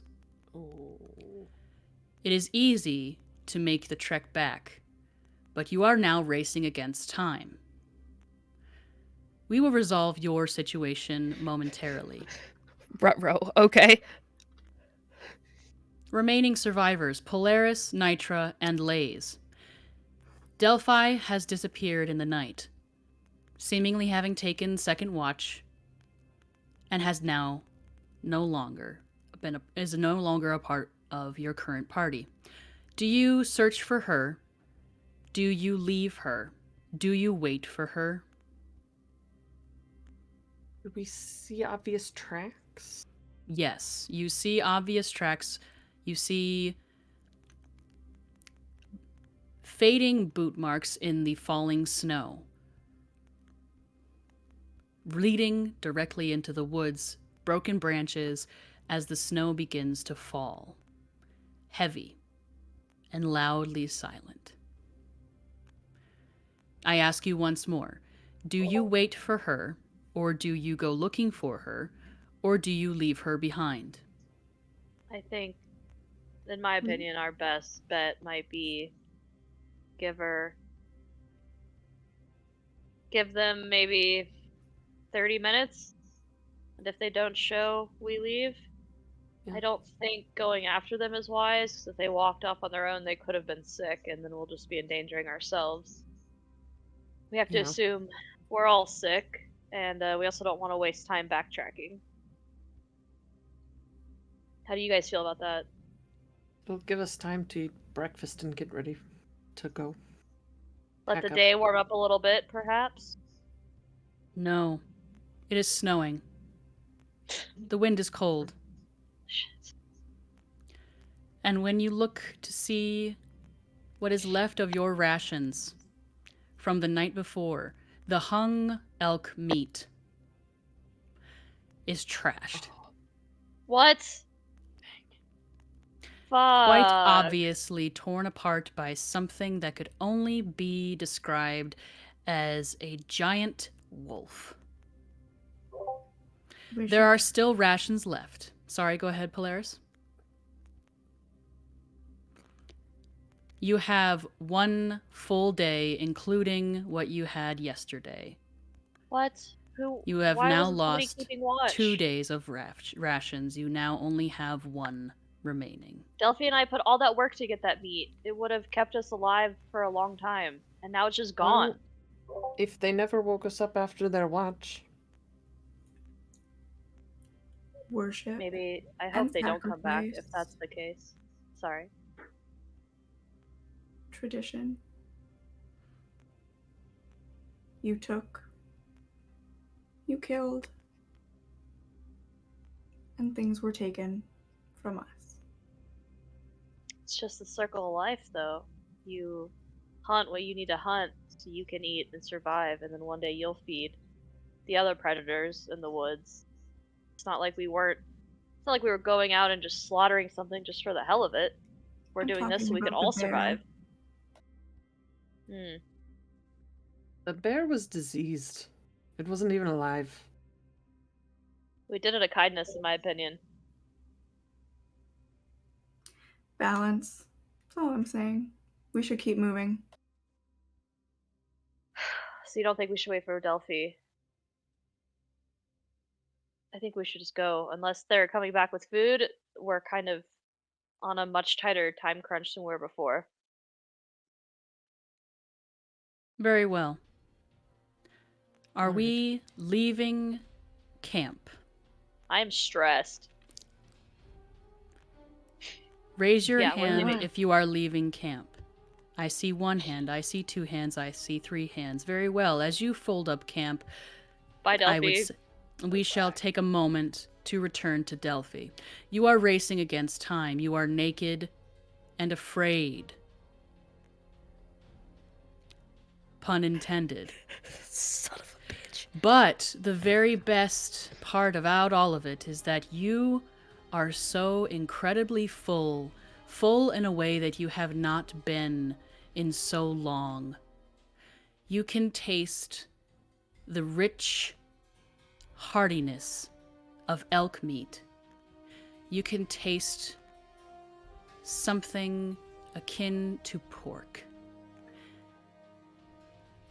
Your nails are red with blood. Your face is scratched with defensive wounds of your prey. You are now racing against time. Shall we begin? Yeah, let's go. Make a constitution throw, please. Oh, Saving no. throw. I immediately feel so guilty right now. Oh, that's a nat 20. That helps. You manage to stave off the feeling of freeze and manage to keep going. That is your first 10 minutes, walking in 3-foot tall snow as it begins to fall and fall and fall from the sky, raising and raising up to your thighs, up to your waist. You are wading. Make 1 more Constitution saving throw, please. This DC is higher. Okay.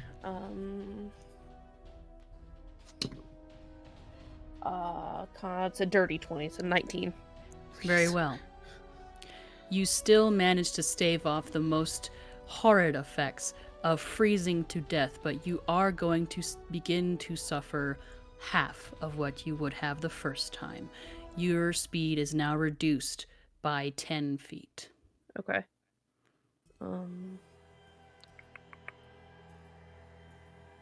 Make another Constitution saving throw. Okay. Don't fail me. Don't fail. Please don't fail me. I shit you not. That's another nat 20. Very well. Cedar, may I interrupt? Please. We have just hit our goal for extra life. Very well. Very good. Very good. Thank you, chat, so very much for your incredible generosity that we have met our stretch goal after we have met our actual goal. The Amazing. generosity of this community continues and continues and continues to astound me. Thank you for being entertained. Do you have any words that you would like to share with us, Affy? You've already said everything that I would say. Very well, but I have a Cedar. question for you, Affy. Yeah. If you could tell your past self that you would be raising so much money Oh my god. for a program that helped you when you were a child and continues to help kids, what would you say to yourself? A lot of the resources that your family needed when you were sick, they weren't available, but they're available now.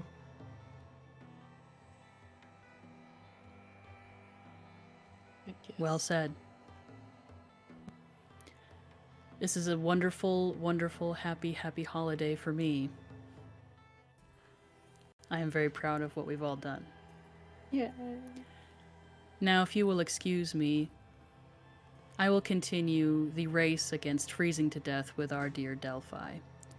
But do not fear, my friends, for I am celebrating in my heart. Delphi, you managed a natural 20.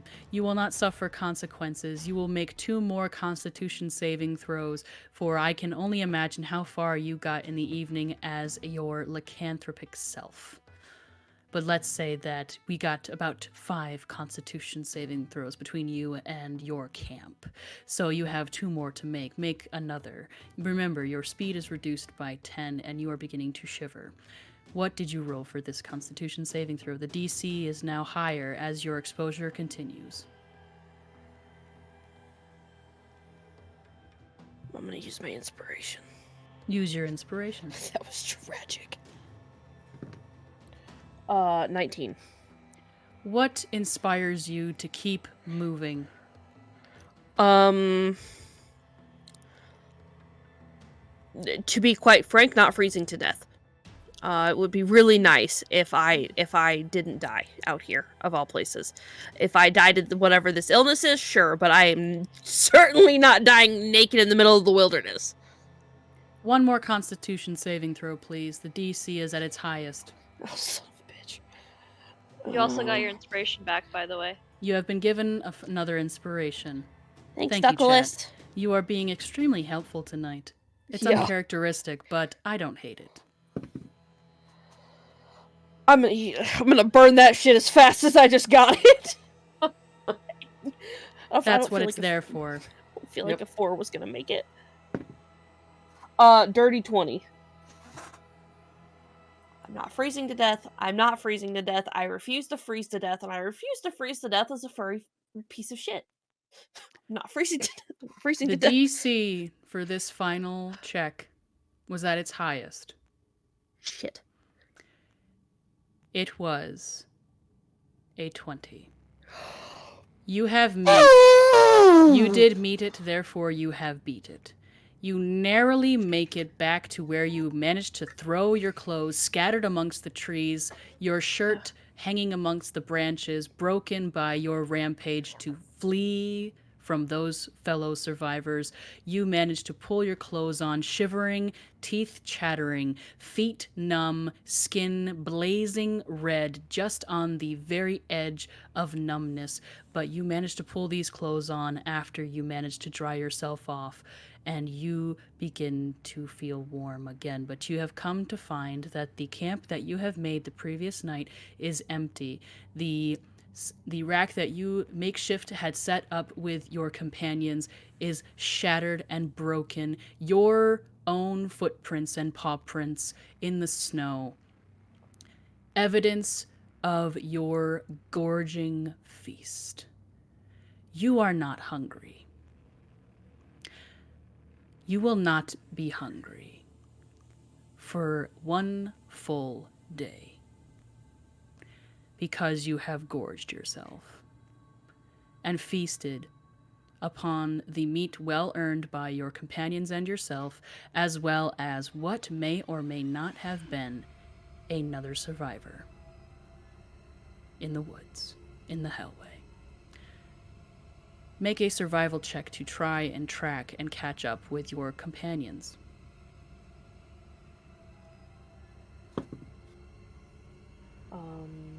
It's a 19.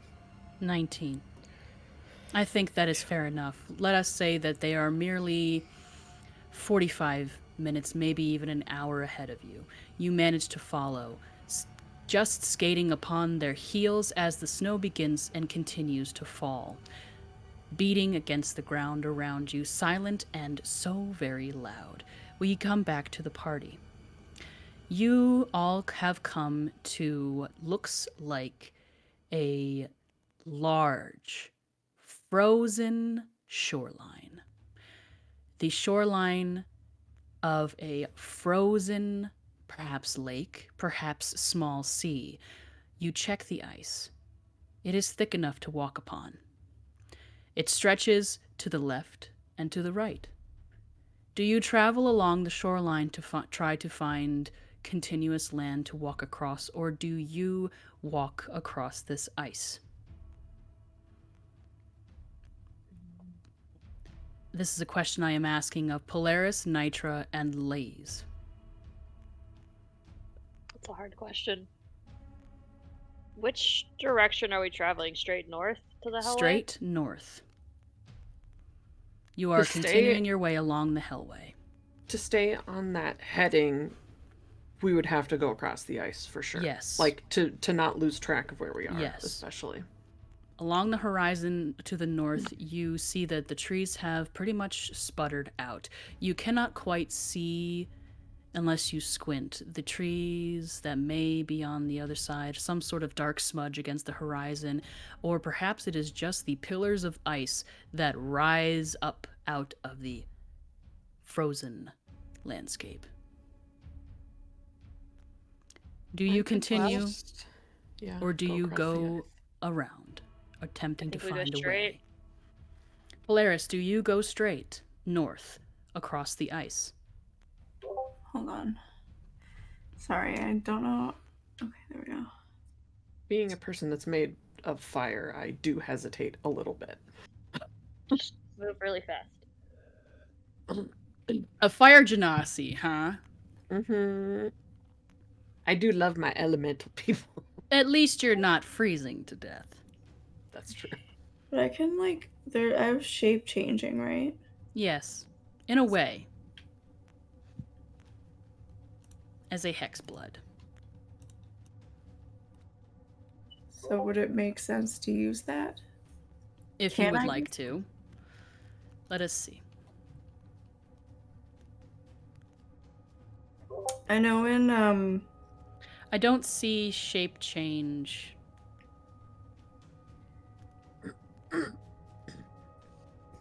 Yeah, I think that was something that showed up in later levels. Oh, I can click it. Okay, wait.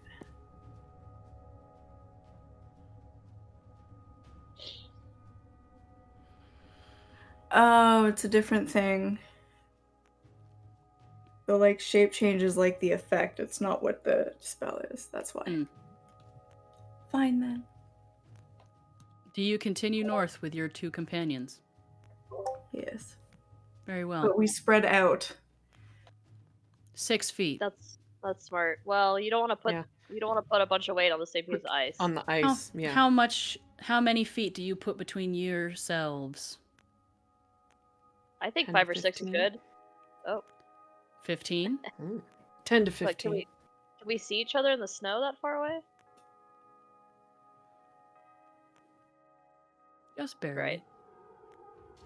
Yeah, I guess I still want to be able to see people, but I don't want to be next to people. You do No, have but I think... rope. Yeah. Oh, there you go. That's true. That's a good idea. Should we all hold some rope? Hold some rope 10 feet apart. Yeah. And that way, if one of us goes in, you can pull us out. Yeah. Okay, that's Good smart. call. Very And good we call. should be in like a V, yeah. a triangle. Because that way, if like say one person falls on the end, we're not all getting pulled one way, and if the person falls in the middle, then there's still the anchor points. That is I a will good say point. that this conversation and preparations that you make to begin your travel across the ice possibly take you about 20 minutes. This gives a little bit more time for Delphi to catch up. Delphi, you are now only about, let's say, 20 minutes behind. You keep losing the trail, but you manage to find it here and there. You know the way. They know the way. You just have to catch up. You begin trekking across this ice. Walking along. Make a survival check to be sure that you are walking upon safely. For anybody who would like to make a survival check.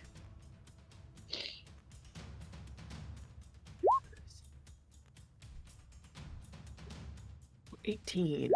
18. 8. 8. 13. 13. Very well. Have you tied this rope to around your waists, or are you simply holding it between all of yourselves? I thought we were holding it, right? Holding it. Yeah. I might Who's at like the- wrap it around my wrist, but not like tying it or anything. Very well. Just Who's at the loops. front of the triangle? Who's the strongest? Very well. You are at the front I'm of the not the triangle, strongest, Nitra. but I'll be in the front. Yeah. Who's in the bottom left? I'll be in the left. I saw a hand from Polaris first. Lays, that Okay. means you are bottom right triangle. Right. Yep. You make your way across this ice, walking past carefully all of these frozen pillars rising from the frozen water. Snow continues to fall. It is getting harder and harder to see. You leave footprints behind you. In some places, it begins to feel as if your boots are sticking to the ice, and you hear the soft plip-plap of water. You go cautiously, and you come to what seems to be the edge of a cliff rising up from the ice in front of you, where a frozen waterfall hangs over the edge of this crag. And it is here where your failure, Nitra, becomes apparent. Lays, Polaris, you feel a sharp tug, and you hear a sharp crack. Nitra, do you cry out when suddenly the ice is no longer beneath you? Yeah, I the do ground- like a little scream. The ground tore from beneath your feet, your boots that have kept you warm from here until there. You have now lost your sense of direction as you plunge into a shock of freezing cold that you have never known before in your entire life. So hellishly cold. If they said the saying, hell freezes over, this is where it has happened, upon the hell way. Deep, blue, crystal water surrounds you as you panic and you splash and you kick and you rise once more to the surface as your companions begin to pull on either side of this gap in the ice. And you feel something beneath. Lays and Polaris, you see it growing larger as you pull and pull and pull. Nitra,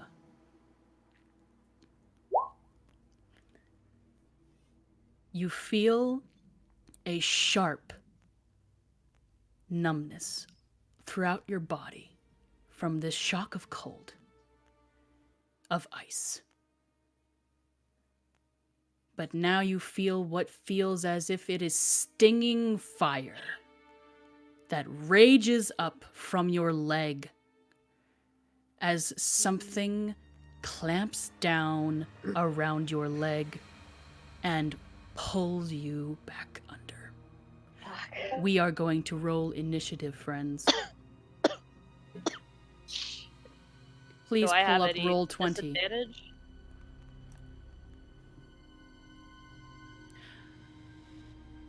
I will allow a regular roll. Just for fun.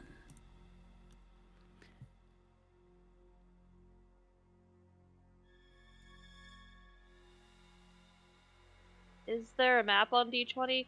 Roll 20, I mean? Because I don't see There will anything. be indeed a map on roll 20. I am going to pull the players over to this map right now. Yeah, there it goes.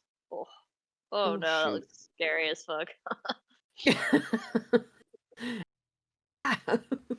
Oh boy. Those killer whales have legs? I think they have arms and they're eating legs. Oh, good lord. Oh, there's a wall. Okay, it's a walrus. I mean, oh, they have arms and. Oh, god. Yeah, they're quadrupedals. Good luck. You guys are gonna do great. I'm going to put you at the what is essentially the southmost facing area, Delphi. Sounds like a deal. Yes.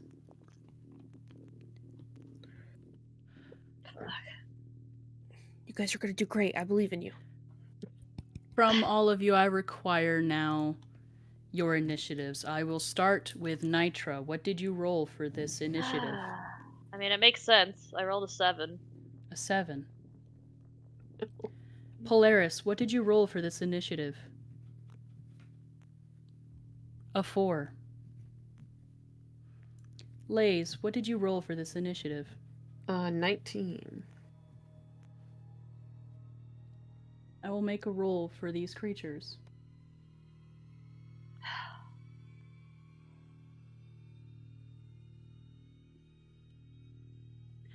As opposed to this undead bear, these creatures are indeed dexterous.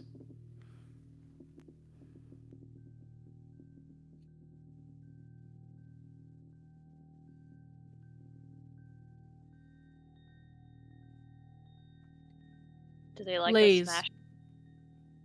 Sorry? Do these creatures like to smash yachts?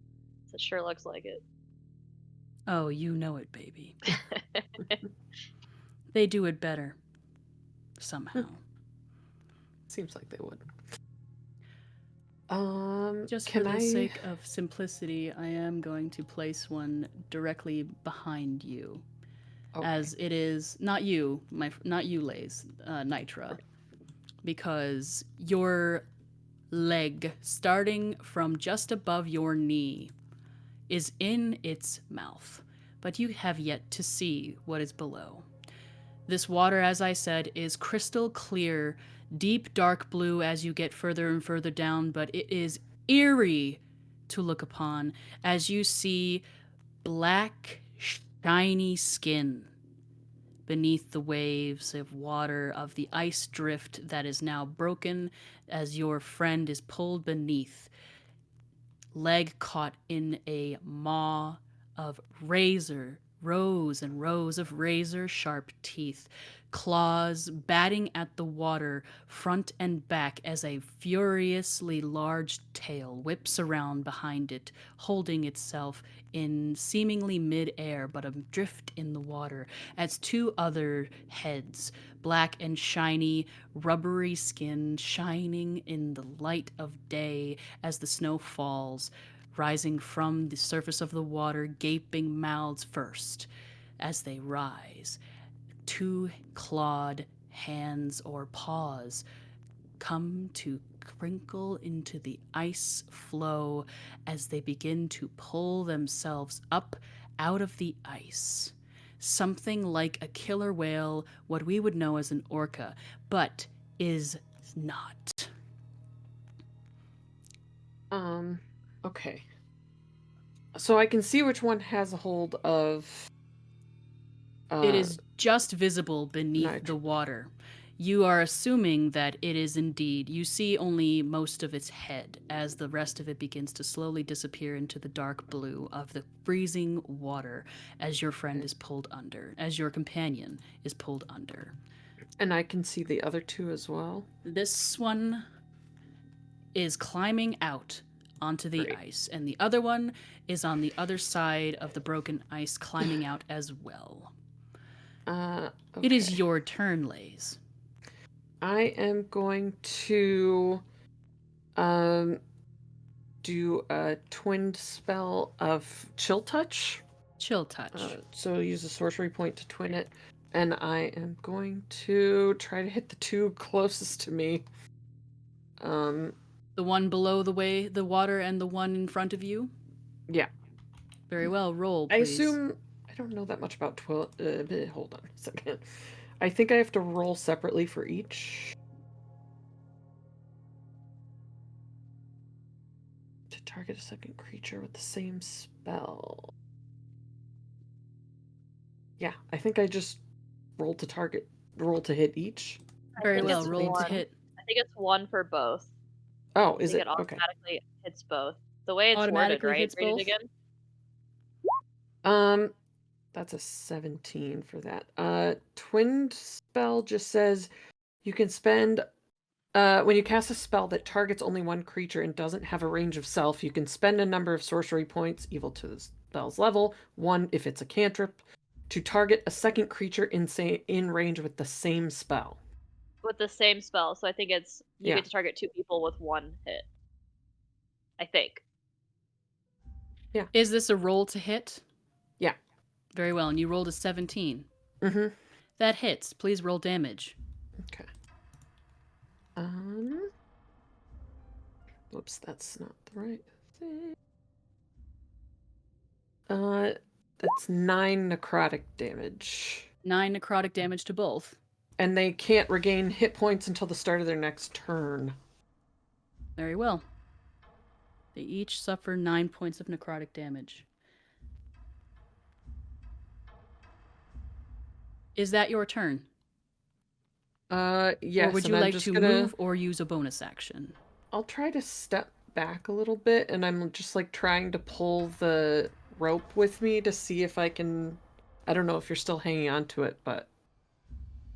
We can have we will have indeed a dexterity saving throw to keep hold of the rope once it becomes her turn, but we are not yet there.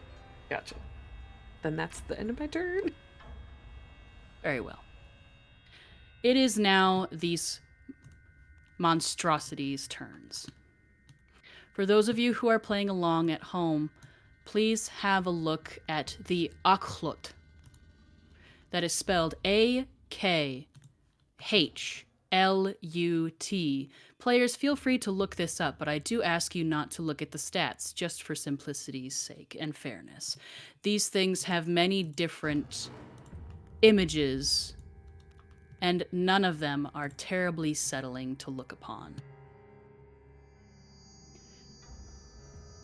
I want to put one on a leash and keep it as my pet. They're so cute. I'm sure that they would want to do something far worse to you. They're not just known for wrecking yachts, shall we say. Oh my god. This one on the right is going to climb up out of the water, dripping, steam rising from its black, shiny skin, its rubbery skin, as it gapes open its maw, much like a shark swimming through the water, mouth open, teeth, rows and rows of pointed, rounded teeth as it approaches you and charges. Tail much like that of a regular whale lashing, but with 4 legs, with deep claws, best for breaking bone, clawing down flesh and ripping ice as if it were nothing as it approaches. These have a very decent swim speed as well as land speed, so that makes it kind of fun for me.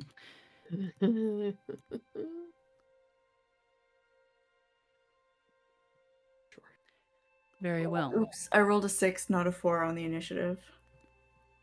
Doesn't matter. That's okay. This one will roll to hit you. I am not rolling terribly well, I will say that. Yes, I do know that you cast was that yesterday? That was yesterday, so yes, that's true. I don't have it on. This is not a terribly good roll. I'm going to assume that 8 does not hit.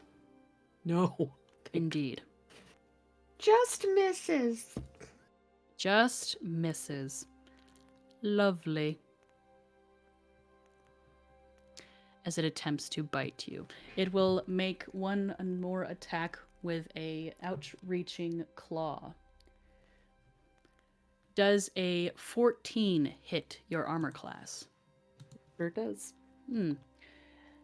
You narrowly dodge out of the way, falling backwards, skidding across the ice, holding the rope in your hands as this monstrosity, this orca-like monstrosity with ears rising from back where its gills should be visible, long, strangely pointed ears, much like that of a slippery panther, but something just different. And you take from this claw attack.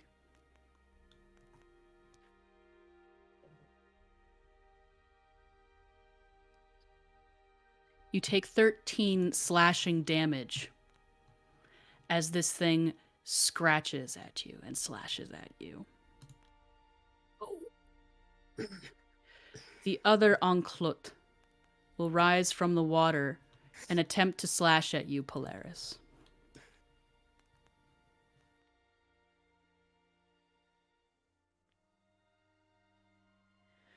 This is a natural 20. I'm assuming that it hits your silvery armor barbs. Class. Silvery barbs. Please explain. It's a level 1 spell reaction. When a creature I can see within 60 feet succeeds on an attack roll, ability check, or saving throw, I can magically distract the creature and turn its momentary uncertainty into encouragement for another creature. They must re-roll the d20 and use the lower roll, and then I can give someone else advantage. Very interesting. Who will you give advantage? To Polaris. To Polaris. Polaris, you'll have advantage on your next either attack or saving throw. I will re-roll this d20.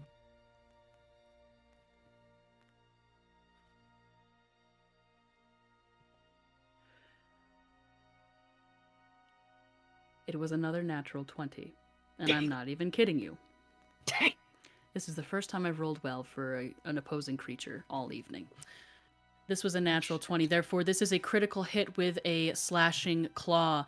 Polaris, you watch as this Enclut rises from the water, dripping and shining, as its gaping maw hisses, tongue lashing, and slashes at you with one large taloned paw. You then take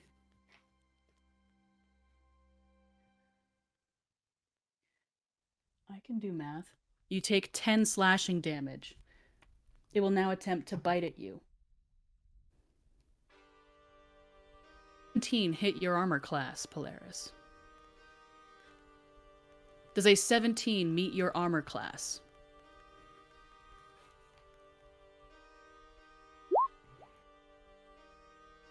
I believe you also were just gifted disadvantage. I was gifted disadvantage for Just this on bite. that roll. For this bite, interesting. Yep. Okay. Oh, from the chat? From the chat. Yep, from chat. Ooh. I cannot believe it. That is an actual nat 20. This is the dick dice. This is not. I have not been rolling with the dick dice all night. I'm actually Oh my serious. That was God. actually legitimately. I'm not even like trying. Listen to here, Big dick dice. energies. It is big dick energy here. Uh, It was an actual natural 20. Big dick energy over there. Nevertheless, the bite it was a disadvantage, so the bite is not critical. Actually, I have to double your damage, don't I, for the critical hit? What was it? 10, so that was an additional 10 damage for you.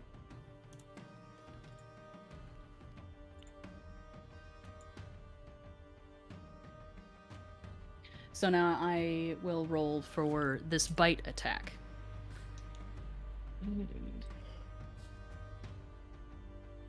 I should have been a bard. That is 9 damage for this bite. Please make a strength saving throw to avoid being grappled in this thing's maw. You have inspiration, nitra, and lays. You have advantage slide, do not forget. Yes. On I this forgot. Strength saving throw. So roll and take the better of the two, please. 12. Nope, 14.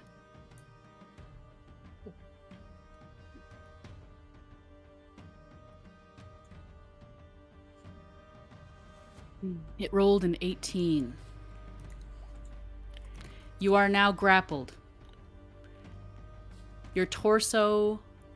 Well, let's not say torso. Your torso has taken a large slash from this creature as it darts forward from the ice and clamps its maw around your arm and shoulder, sinking deeply into your tender flesh, ripping through hide of your clothing and fur. Stinging, hellish pain. And now it is the following Anklut's turn. It is going to attempt to swallow you, Nitra. Oh, shit. You are considered a medium target, are you not? Since you are still above 3 feet tall. I think so. This is going to be a simple attack to attempt to swallow.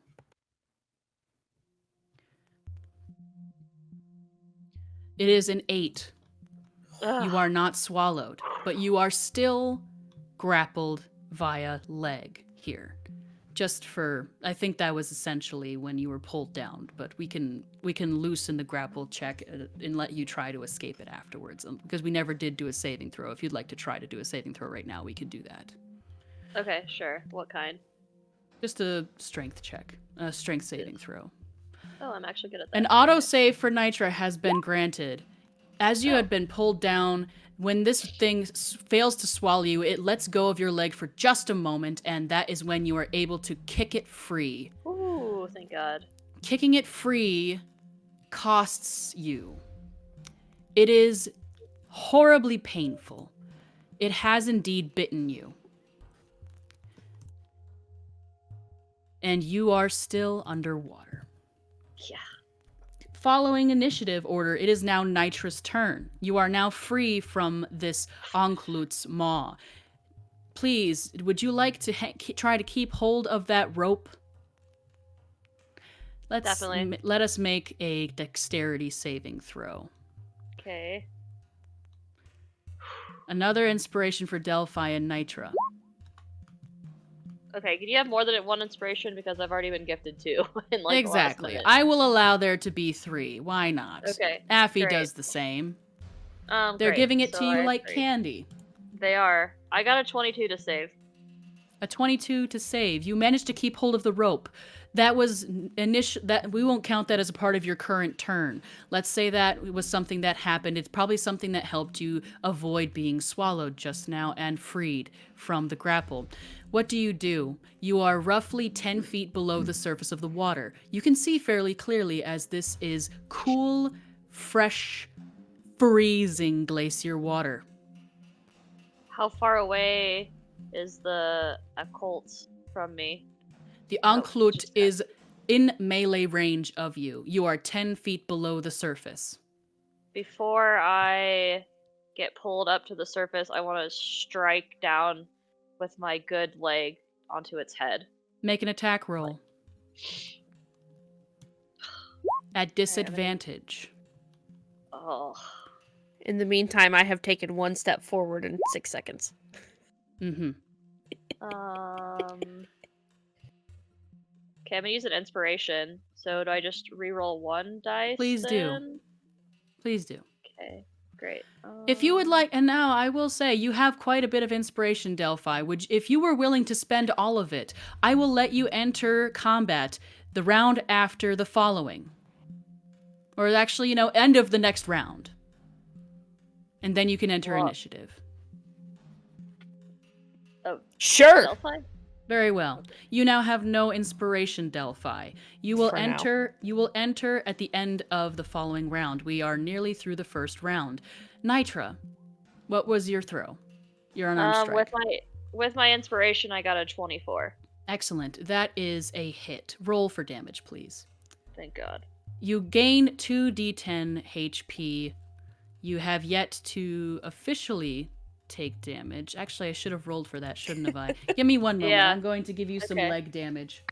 I caused it 7 damage in the face. So you have 7 damage. You caused it. Grand. You from that initial bite, you have lost 10 hit points. Based off of the cold, you have lost 3 hit points based on the freezing damage. Okay. So you can now roll that 2d10 HP to regain from chat. Thank you, chat. Delphi, Thank you, chat. you now have 1 inspiration. I am awed at the involvement of chat this evening. It's Never have wonderful. they ever been so determined to save some of my players. Apparently, I have gotten under their skin. Was it 2d10? 2d10 HP to regain immediately. Okay. And I would like you to come up with a narrative reason as to what causes you to regain this HP. I'll be right back. I just broke one of my nails off. That's okay. Take your Ouch. time. Yeah, I am dragged under the water, freezing, terrified, panicking. My leg is in this creature's mouth. I kick its face off of my leg. I'm starting to get pulled to the surface. Mm-hmm. And just the sheer, adrenaline of, being rescued and knowing that I'm probably not going to drown kind of gives me a little bit of extra warmth and a little extra boost. So I get some HP back, and I'm almost at full health again. Something of a feeling of togetherness, perhaps. A reliance upon another. Something that you have yet to feel, that you have not felt in quite some time since this affliction overtook the continent.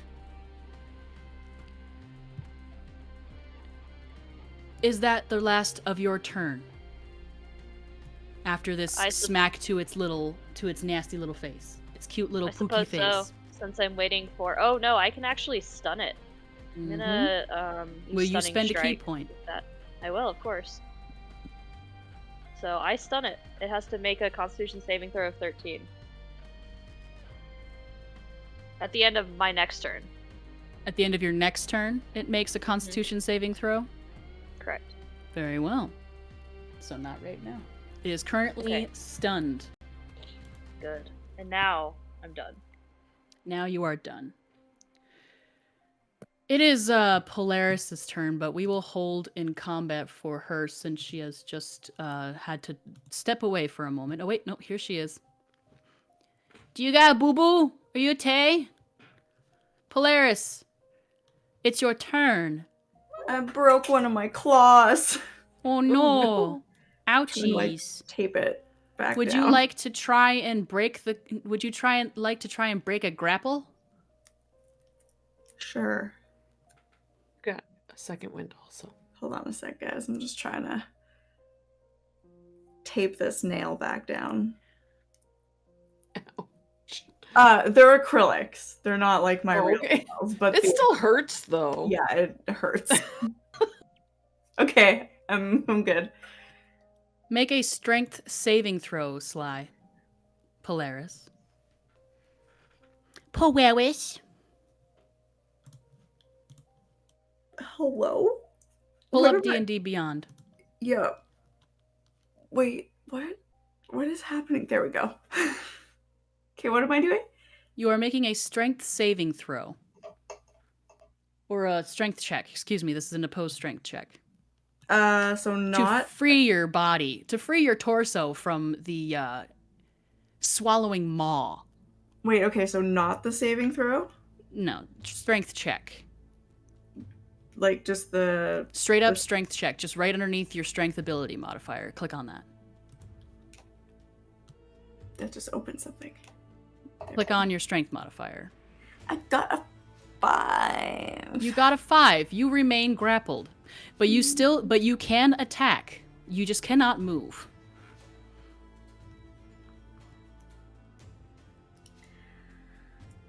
You did get a second wind, by the way. What does that mean? It means that you have healing. get some healing.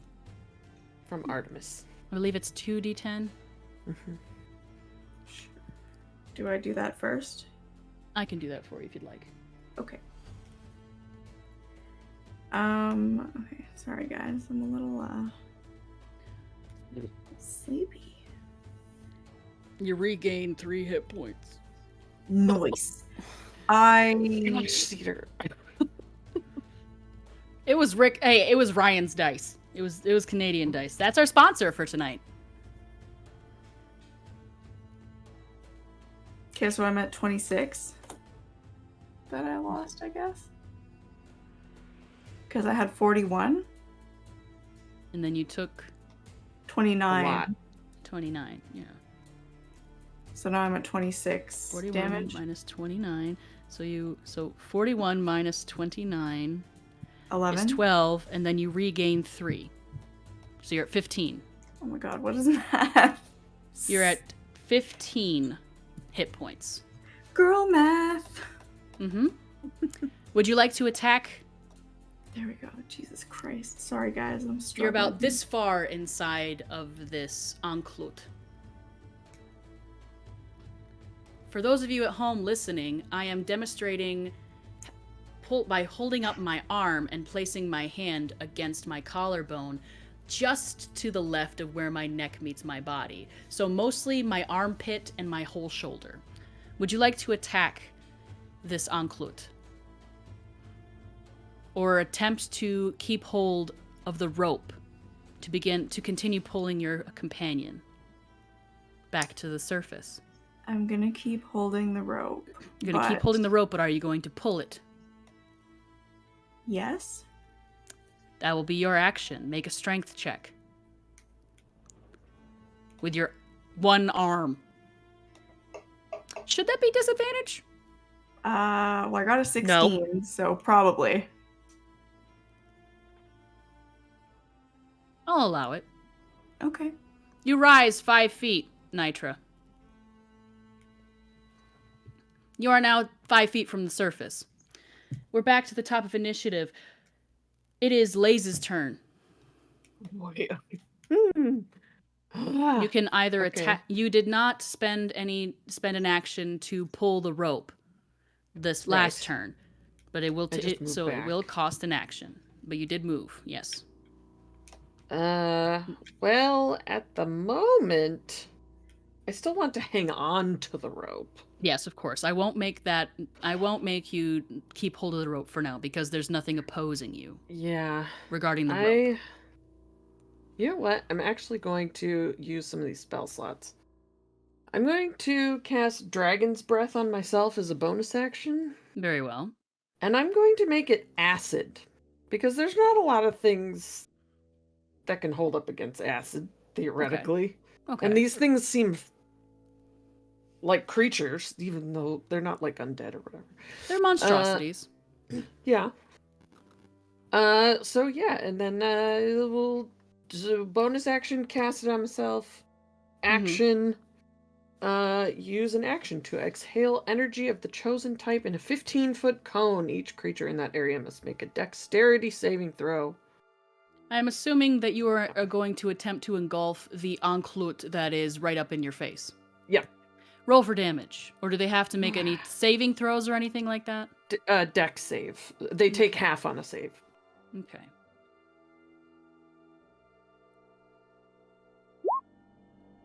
Not great damage roll, but that's okay. They rolled a 14. That is a failure, so they take all 6 acid damage. Okay.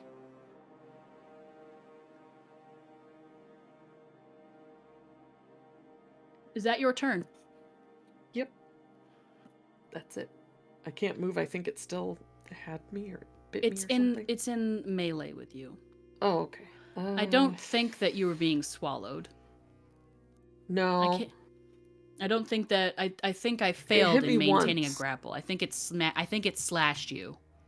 Okay. Yes. So it didn't bite you. But now it's its turn. It's going to attempt to slash and then bite you. Great. Why didn't I do mage armor? Does a 13... Wait, hang on. That's a +5 to hit. Does a 15 meet your armor class or beat it? Yep.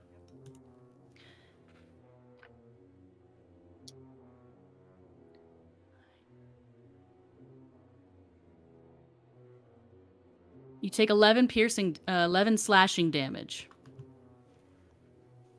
as it raises a paw to claw. It will now attempt to lunge forward and, oh boy, bite you. 24 to hit. Uh-huh. Lowest damage. You got lucky. 5 piercing damage as it bites you. You are now going to attempt to be grappled, so please make a grapple check, please. Okay. Strength check? Yep. Oh, Opposed perfect. strength checks. Perfect. -2, so 6! You are now grappled. Let me... Lays, you get a second first. wind. Please gain 2d10 hit points. Hang on, I gotta make a couple con saves for this spell. Saves. I lose the dragon's breath. You got to actually, use I'm it, gonna at least. I'm gonna use an inspiration. Yeah, y'all have a lot of inspiration. Great. Wonderful. You are now grappled. 2D. You please roll your 2d10 hit points. Polaris, you are in this thing's mouth. It is going to attempt to swallow you. Will begin to swallow you. Does a 19 meet your armor class?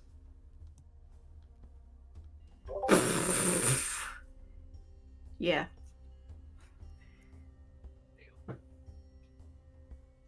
In one fell swoop, a sickening gulp, you watch, Lays, as your companion's feet lift from the ice as they are pulled inside of this creature's gaping maw. No.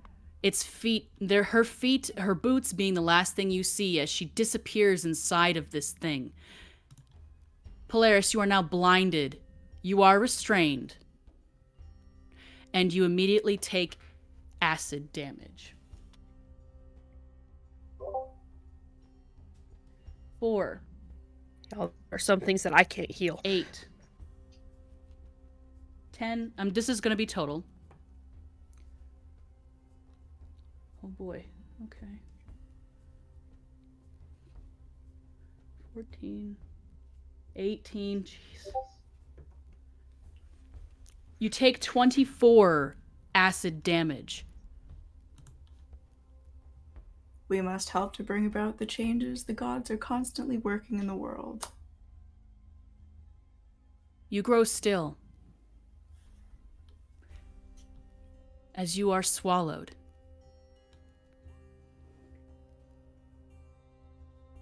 A second wind has been given to you. They just don't want to let you die. You can... Now, I know that you have to get going, Sly, so if you would like, you can either take this second wind, or you can gift it to one of your companions. I will allow this. Since I know you are that you need to get going soon. I'll take the second wind, but if I die again, y'all, let me die. I'm following the will of the gods. I believe that would be 2d10. Would you like to roll it this time, or would you like me to roll it? 2d10, please.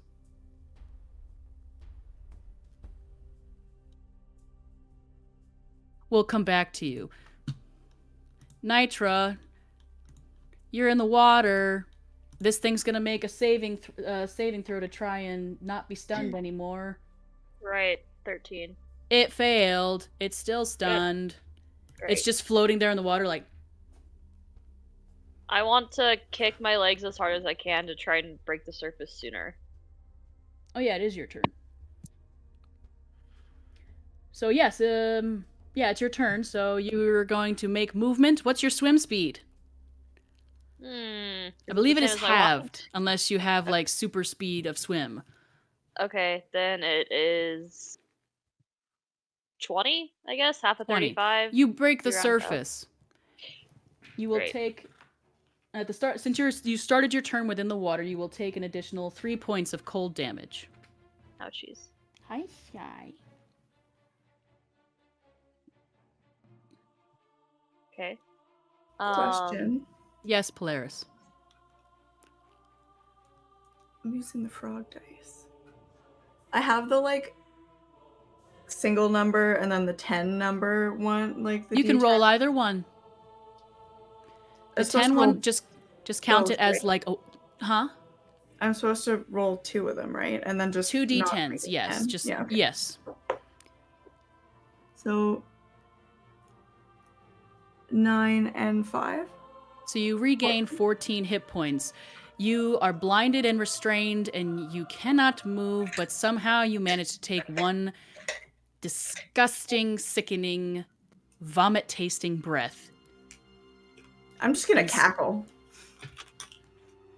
It is not heard by your companions. That's fine. It's for me. Nitra, you have broken the surface and taken 3 points of cold damage.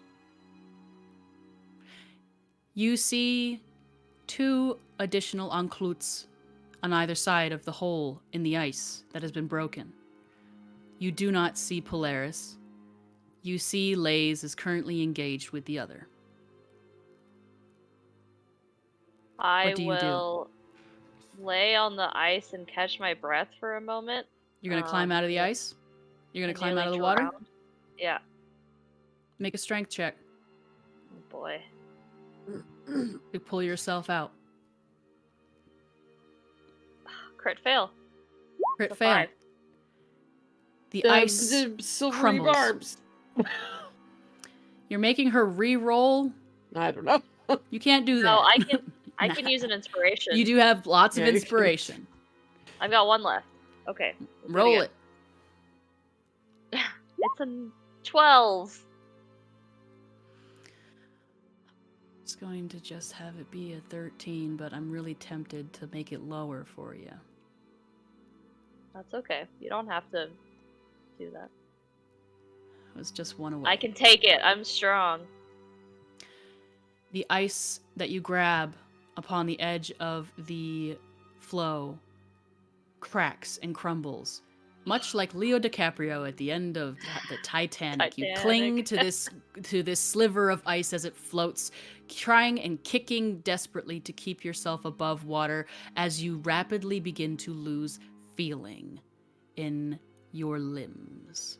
Your lip chattering, your teeth clacking, the stinging, hellish, fiery pain rising from above your knee, rapidly approaching your pelvis as your brain is sending you these messages all at once, confounded and fearful, and in survival mode. You have made movement, you have attempted an action, you still have some movement left. You can swim if you want. Yeah, I'll try and swim to the shore if I'm able. To which side? Towards my companions. I guess towards Lay specifically, since they're engaged. I believe you have the ability to move your token. You have only moved 5 feet, and remember that your swim speed is half your walking speed. Okay. Do you have it's the ability to locked. move your token? No, it's locked. Let me attempt to fix that.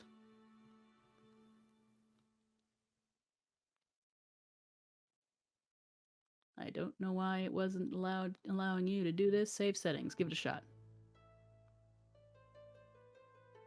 There it goes. Okay. So I can get right to the edge. Yep. You are at the edge. You are still in the water. Your turn ends. Polaris, you are blinded and restrained. You have been swallowed. Yummy. What do you do?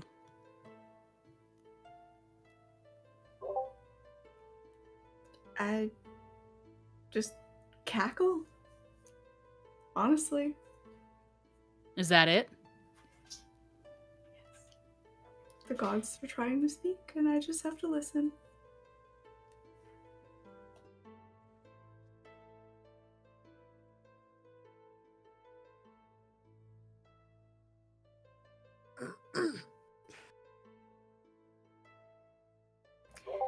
You Are we take still- 8.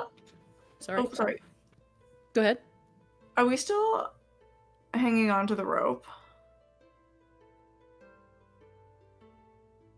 Did you hold on to the rope as you were swallowed by this thing? Yeah, I never let go. I guess make a sleight of hand or a dex check to try and maintain hold on the rope as you're being swallowed. Yeah, I never let it go. Okay. An 18. An 18. You managed to hold on to the rope. You are restrained and you are blinded and you are cackling and you take 8 acid damage. Please mark that. What was that?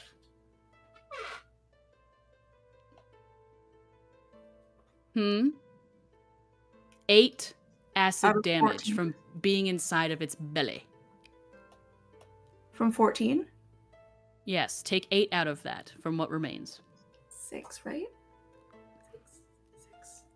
Yes. You excellent. Is that your turn? Delphi.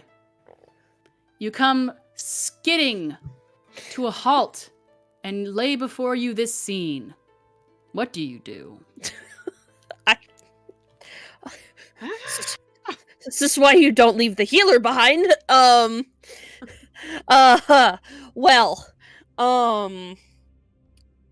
Well, I guess first things first, who looks like shit the worst? Obviously, one of you has been swallowed, but this doesn't... One if of I you can't see you, this is doesn't in help. the water. I will say, Nitra, you see perhaps a mirage, perhaps a trick of the mind, but Delphi comes skidding to a halt on the ice in front, just roughly 5, 10, 15, 20, 25, 30, 35, 40 feet from you, as you cling to the edge of the ice. Oh, we hey! left you behind. Well, Where you did did. come from? The forest, but that's another story. We'll get back to that. You, my friend, look like shit. I've seen better days. I'm actually not doing that bad, to be honest, but yeah. Let's Other than see. being stuck in the water. Well, I can't help with that, but Ow! Look in its mouth. You're like, Yeah. ah! It's I like cannot. shaking its head. Welcome back.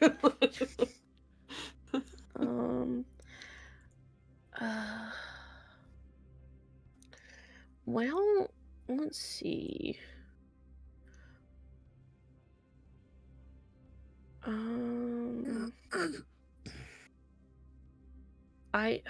This is questionable.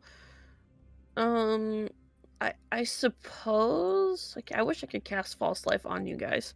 Inspiration for Nitra. Woohoo! Have any of these things been injured? Yeah. Mm-hmm. Okay, All of them, actually. great.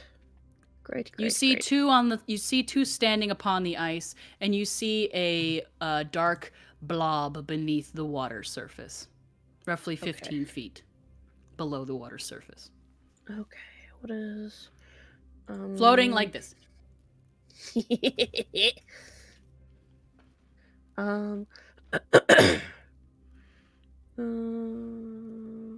Stinky kitty. Well, this is all very questionable right now.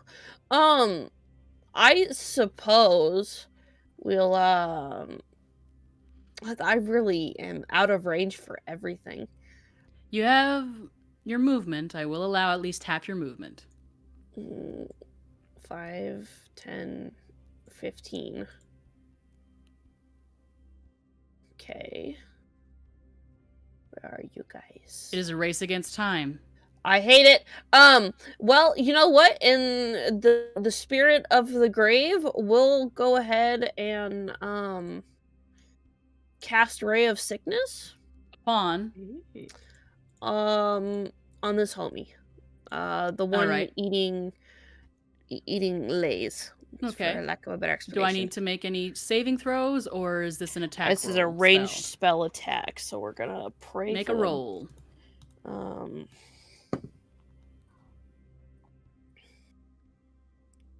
Does a 23 hit? Yes. Okay. You are going to take 12 points of poison damage, and I need you to make me a Constitution saving throw. One moment, please. Thank you. You said a Constitution saving throw. Yes. Unsurprisingly, these guys are pretty constitutional. Damn it. Before you roll 15. Cedar, disadvantage. All right, well, 15 on the first roll. And freaking natural 20 on the second roll. Okay, well, 15 to save. Well, meets it beats it, so you are not poisoned. Okay. But you do take those 12 points of poison damage. Does not look great. Not terribly happy about it. About what's happening right now. Bonus action. What does it look like? Does it smell? Yeah, it probably does smell a little bit like a corpse. A black cloud reminiscent of the stench rising from the heated summer rays of a decaying corpse. Yeah, buddy. It nestles upon the body of this shining encloute, much like flies to a corpse. It clicks. Gross. It clicks and sings, its mouth still full. Oh. Well, Sings that's much like an orca with the roar of a lion. odd. But I do not have a bonus action. I'm out of movement, so. Very well. Lays, we are back to you. Okay. If you would like, you can make a strength check to break the grapple. I mean, the odds of that happening are so low. You can attack. You just can't move. I am going to...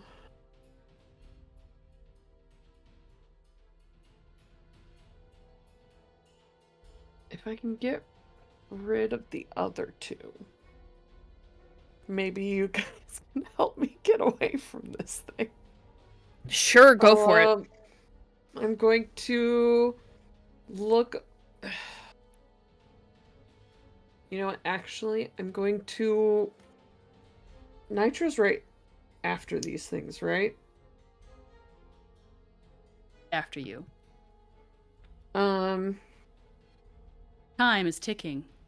Okay. I'm just gonna cast fireball somewhere in between these two on the left. Holy shit. You're going to cast fireball in the Under water. ice, basically. In the water. Yep. Okay.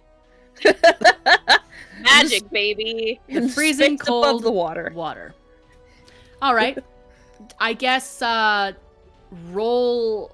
Do I have to make a dexterity check for these two things?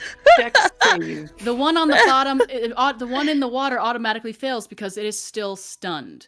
The one on the ice, however, you said a what roll? Dex save 16. It succeeds with a 19. Okay. Half damage automatically for being submerged for the one below the water. Okay. So 22, they each take 11 fire damage. Each take 11 fire damage, okay. Sick. That probably doesn't feel very good. Crispy. We're having sushi tonight, bitches. Crispy. I'm having fish Get me out of here. Very well. Anything else? No. It is now the That's Enclute's turn. It lets out the one that has part of you in its mouth. There lays jumps at the sound and heat of the fireball, letting out a chickering sound, and begins to pull you towards the hole in the ice. No. Make a Bad dog. strength saving throw. I'm gonna use my other inspiration that's left. Very well. My only one. To get advantage. Hey, natural 20 for an 18 total. Not particularly strong. Said 18 total. Yeah. It was a nat 20, if that matters. You got another inspiration. Yeah, a bunch of people always tell me that a natural 20 is apparently no longer an automatic success no matter the circumstance. Because I'm like looking here, I'm like, okay, well, 19 plus Depends on 3, the so DM. 22. Well, let's say that you're not being dragged into the water just yet there, buddy, but it is going to take a claw Imminent. at you. Gotcha. To try and, okay. I think oh my god, a natural 20 hits you. Uh-huh. Okay. Sure What the fuck? does. A 20 for a 20. 11, 14 A dick points. for a dick, apparently. 14 points of slashing damage as it rakes its gigantic icy claws down your leg, attempting to get you to lose your footing so that way it can pull you down into the deep, cool, crisp darkness, the blue, gaping maw of ice. Cracked, freezing. Where it seems that's probably where it has pulled its prey in the past. Cool. Struggling down below the surface until they become still. Drowned. But you managed to avoid that just for now. The other Enclute will attempt to make a... What was against that stun again? It was a con save? Yeah, con 13. It succeeds. Is that its full action after breaking this, or can it move? I believe it can move. I'm sure it can. Now that it's not stunned on its turn. I think so. It will make a move to swim upwards. It was 15 feet below the surface. It is now... I'm not going to put it right on top of you, but we will make the assumption that it is right under you, attempting to go for a leggy again with its stinky little mouth. High or low? The one that you say will be your good leg. Hi.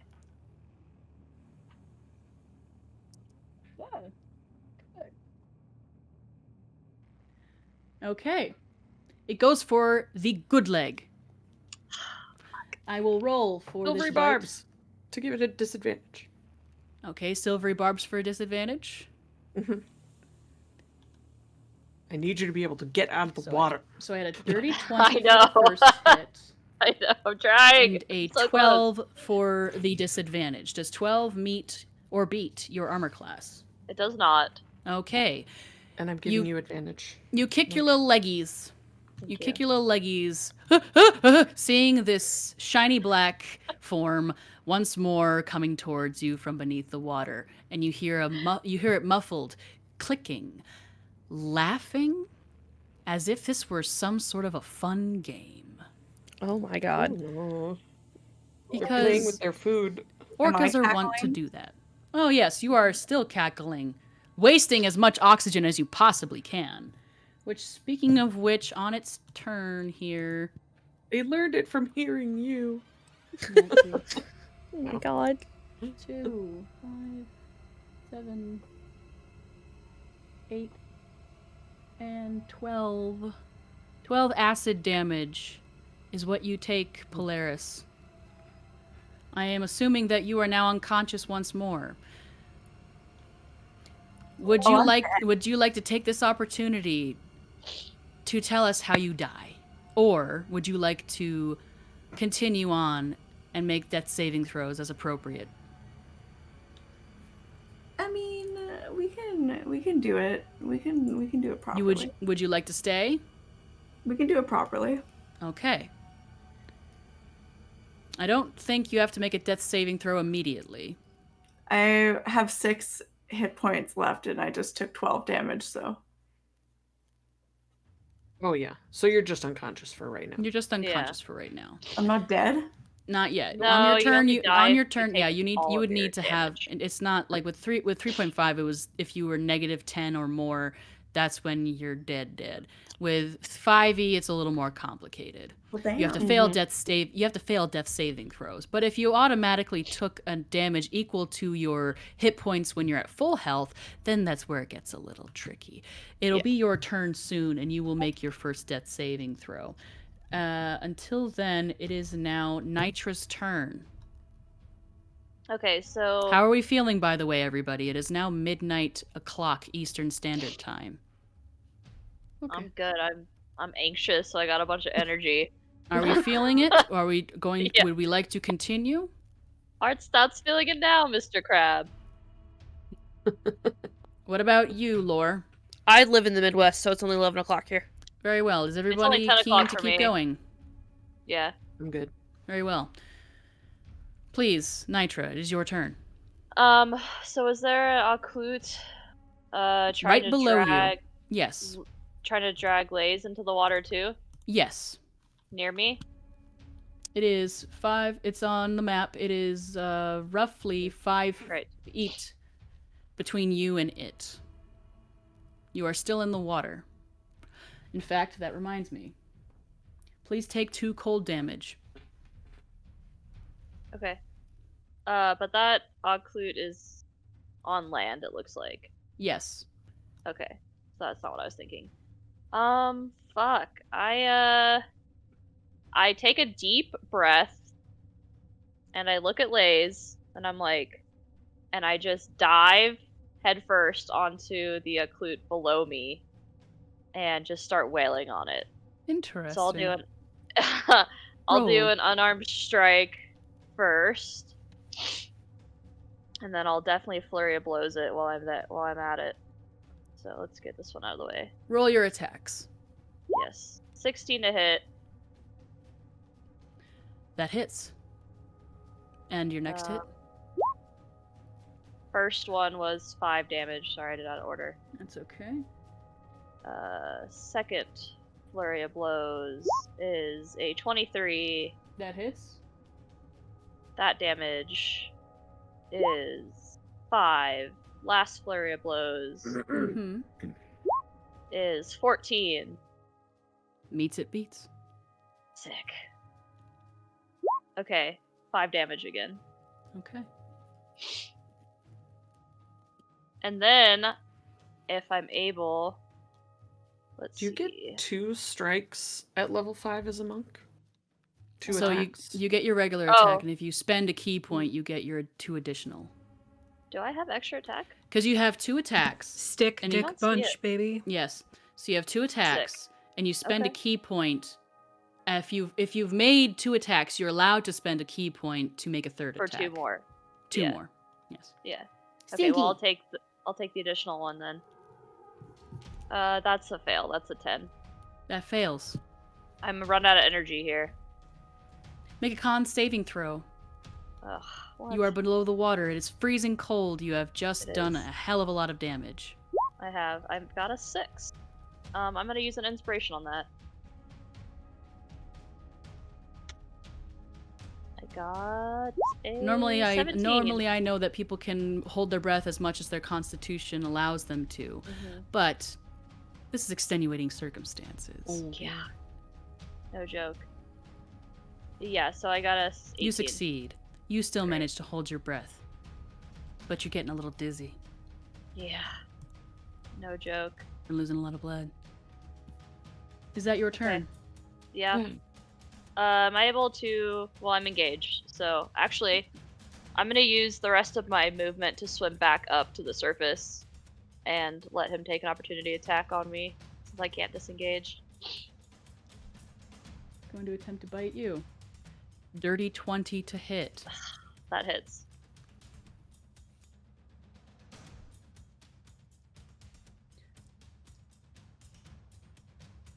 I'll make an executive decision that it's against your injured leg. Great. Who needs it? 9 points of piercing damage as it clamps down once more on your leg, this time around above your thigh, just above where it previously had bitten, around your thigh. Ouch. Okay. I suppose we should make a quick strength check, otherwise you will be grappled. Nat Here 20. comes another something from chat. Second wind for Nitra, 2d10 hit points. Thank may you. I You got a said nat you had a 20 on 10? that save. No, Sorry? nat 20. A Holy nat 20 crap. on that save. You are not Yeah. grappled.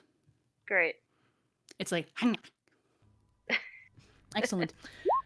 Polaris, please make a death saving throw.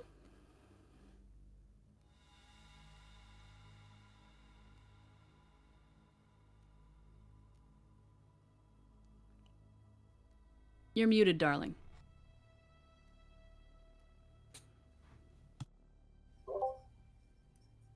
Always. How do I do that? Just a regular old D20. Just a D20? I don't have to do anything else? Yep.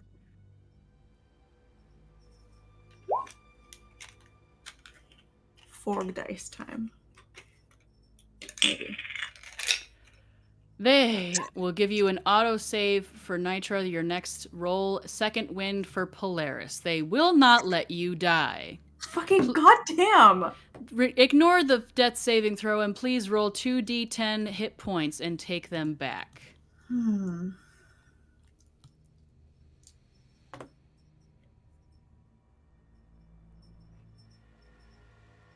1 and 0?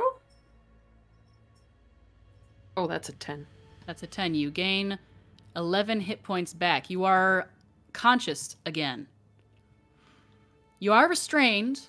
So your speed is 0. You have there is advantage against attacks against you, and your attack rolls have disadvantage. But you are able to make attacks if you wish.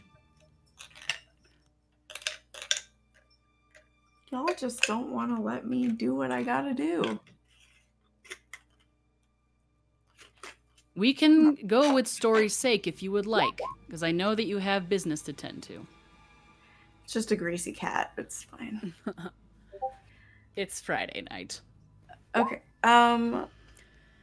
Second wind for Lays. Thank you. So what? And wait, do I still get to do something? Yes, you are now conscious. You can attempt an attack roll. You can attempt some sort of attack roll at disadvantage.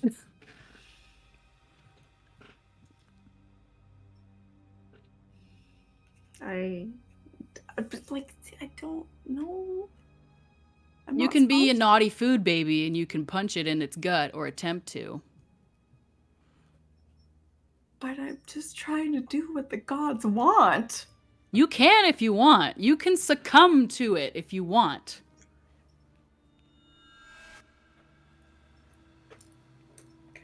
What if I cast Animal Friendship? On the one that's currently consuming. Do it. Let's do it.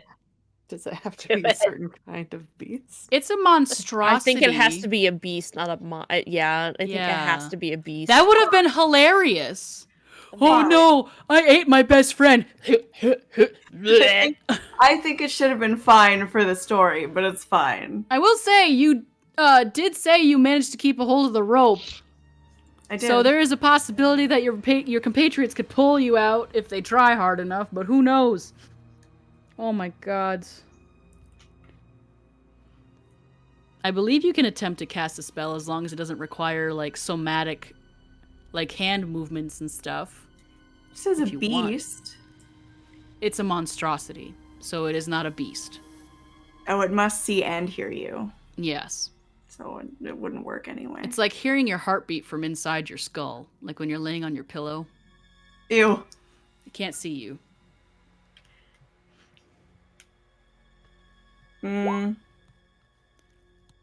Wait, hold on. What is You're all a this? bunch of Mr. Never Dies over here.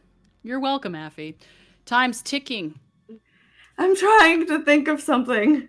Well, while you're thinking, I'm gonna roll your acid damage. Okay. Gods, how long does it take to digest somebody? Honestly. 5, 8, 10 acid damage, please. So I have 1 left. Mm-hmm. God, let me...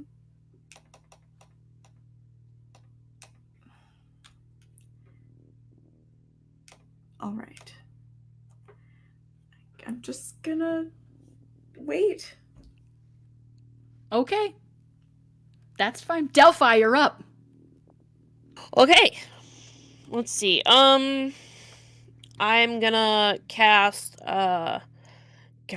If people already didn't think that I was the bad guy, they're gonna think I'm the bad guy now. I'm gonna cast Fungal Envoy. On the one that's still trying to eat Lays. I need you to make me a wisdom saving throw. Hang on a sec. Roll 2d10 again, Polaris. You've been given a second wind. Oh my gods. All right. So which creature is needs to make a what? Sorry. I need you to make me. Actually, this guy here in the water. In the water. That's wisdom got save. half of Nitra in his body. Yep. Wisdom save. A wisdom save. Where is my stats for this wisdom here save there? If now was a time for a disadvantage roll, now would be it. Well, too late because I already rolled a 19. Son of a bitch. What happens? Nothing. What do you mean nothing? Nothing. You pass because you're not charmed. Oh. I needed you to be charmed, but that actually works in my favor because now people aren't gonna think that I'm the bad guy. What's it look like? Fungal Envoy does like fuck off. Fungal Envoy. Well, the target is charmed in this way. Essentially, you become charmed by me for the duration of the spell. It's a minute long, but black ooze drips from every orifice. Of the creature or of you? Of the creature. It's basically Crown of Madness that Alyssa and I lovely reskinned for her Polaris. main card game. Yeah, so okay, yeah. Second win to Nitra or Lays, whoever needs it most. My lord, you guys are ridiculous. But I don't have a bonus action, nor do I need to use my movement, so have at it. Yeah, it's your turn?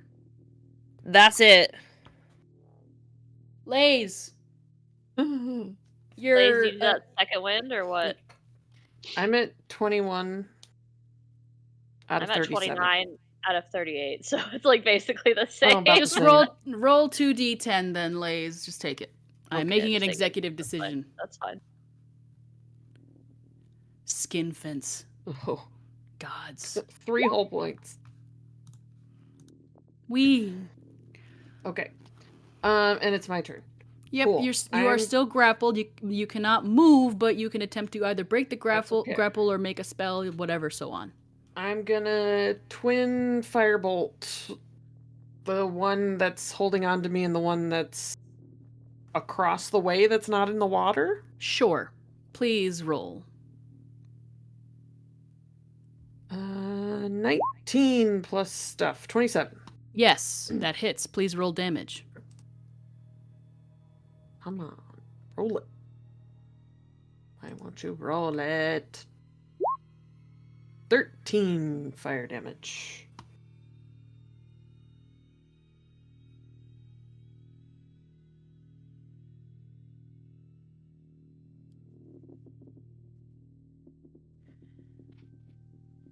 On the one that is currently got half of your shoulder inside of its mouth, how do you want to do it?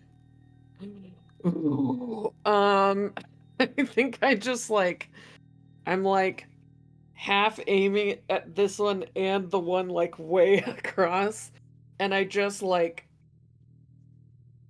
one comes out each hand, and I just smash it straight into the one that's holding me face. Mm-hmm.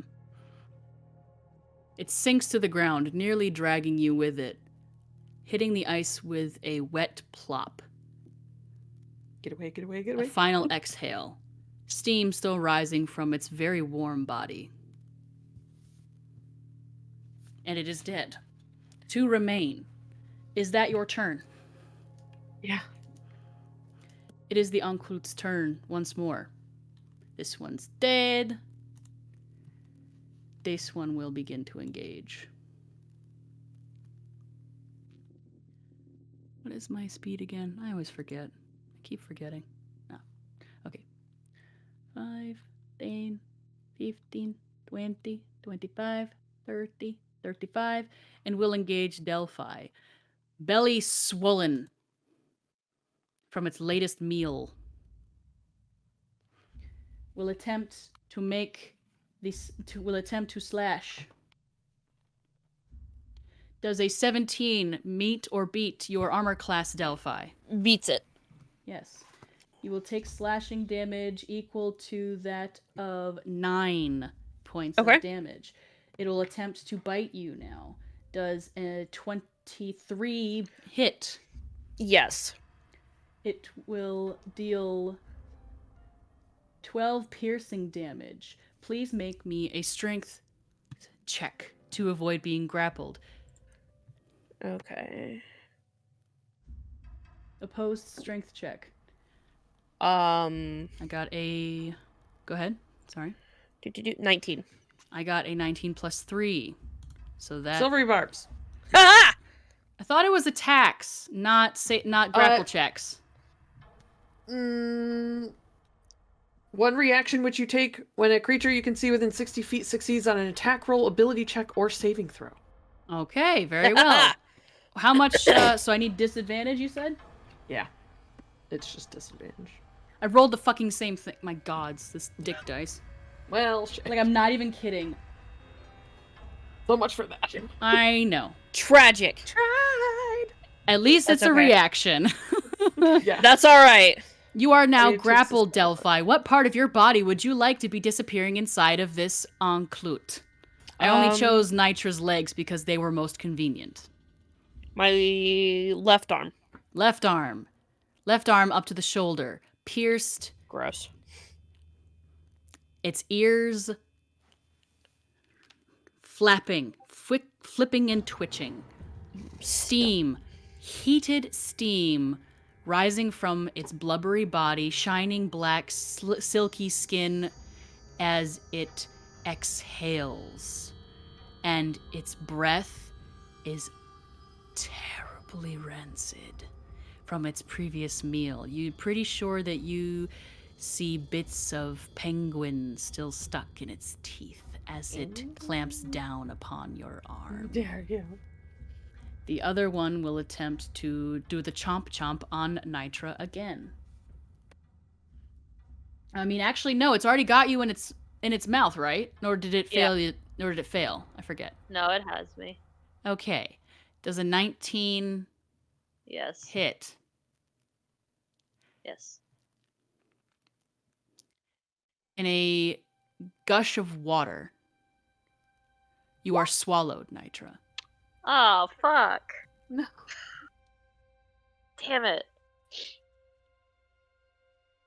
I think I'll make I'll tint the ones who have been swallowed blue as a condition.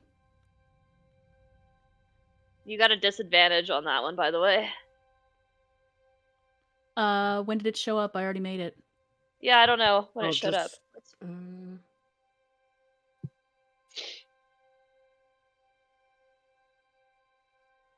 Too bad, so sad.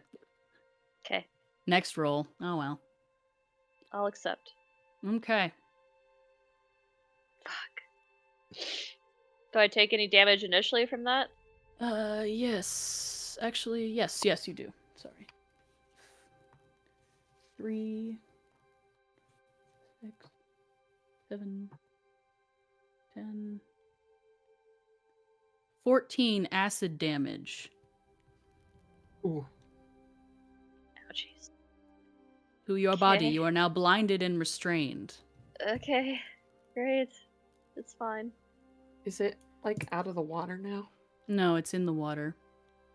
This is the one that's in the water.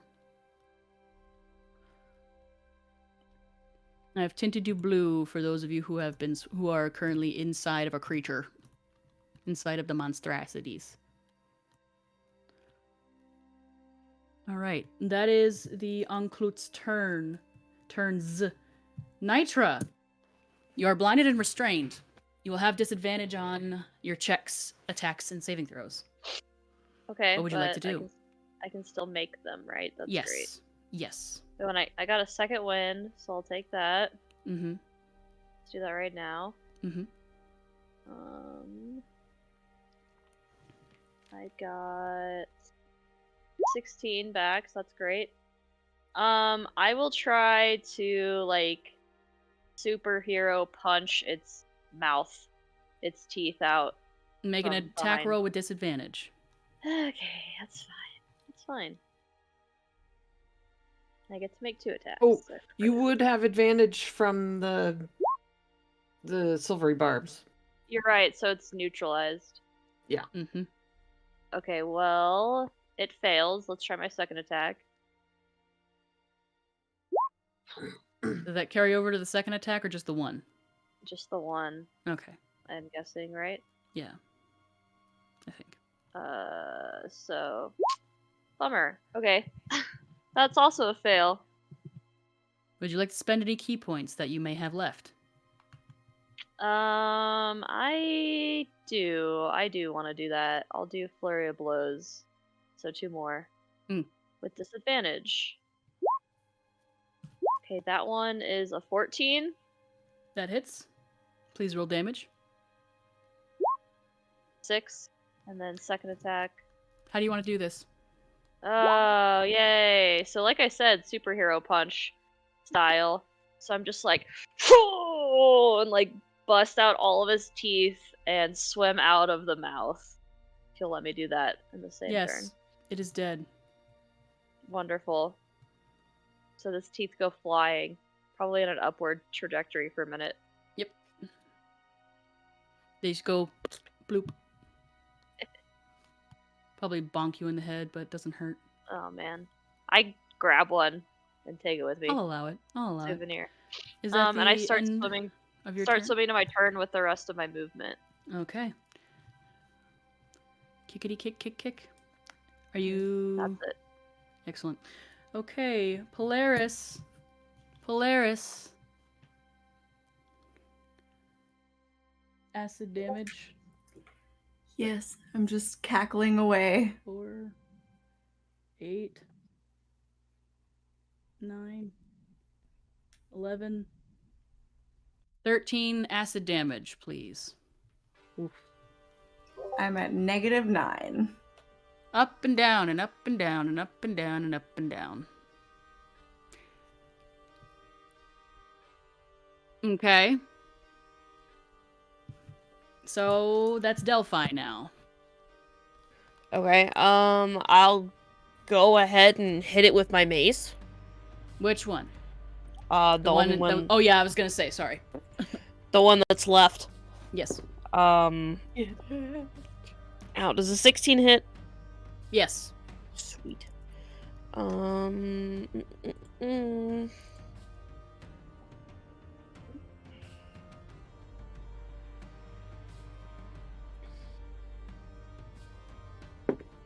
For 8 points of bludgeoning damage. How do you want to do this? I just want to blast its fucking teeth in. I literally just want to knock its teeth in. Mostly because it has a hold of my arm.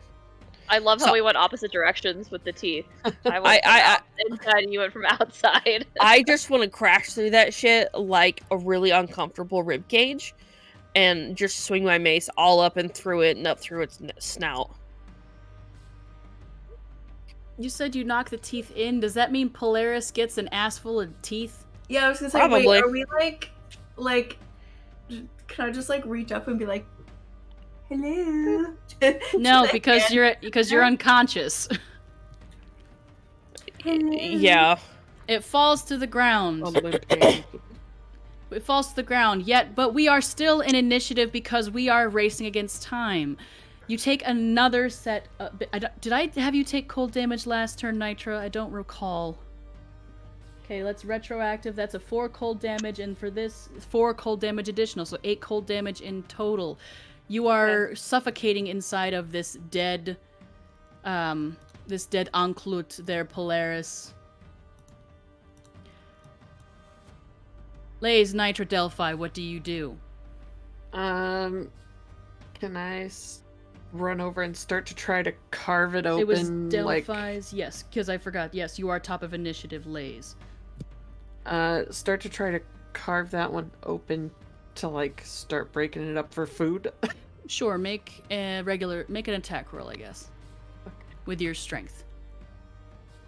To try and break through its hide.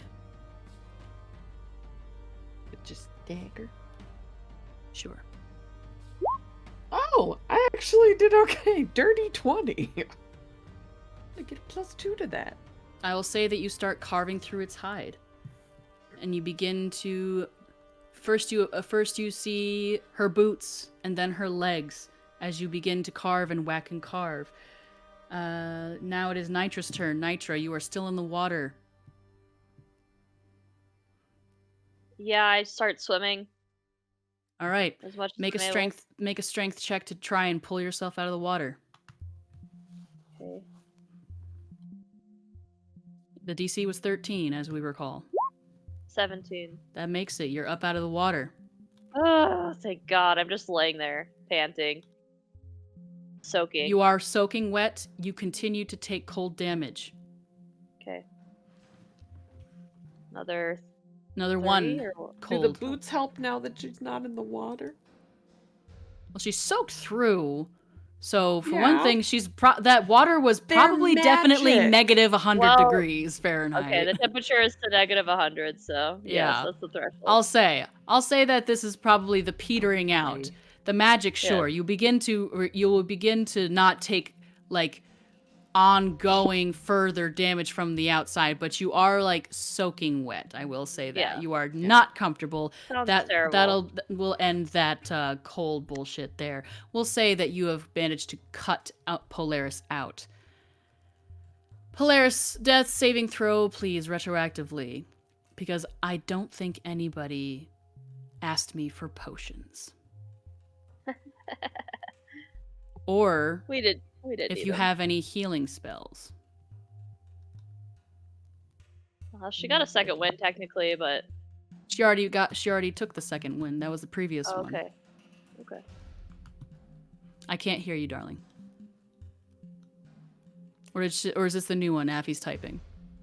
That one just came in. Okay. Yeah, I think there 2d10. Roll 2d10, please.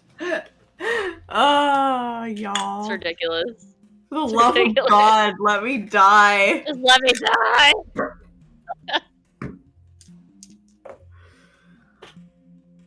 Ugh.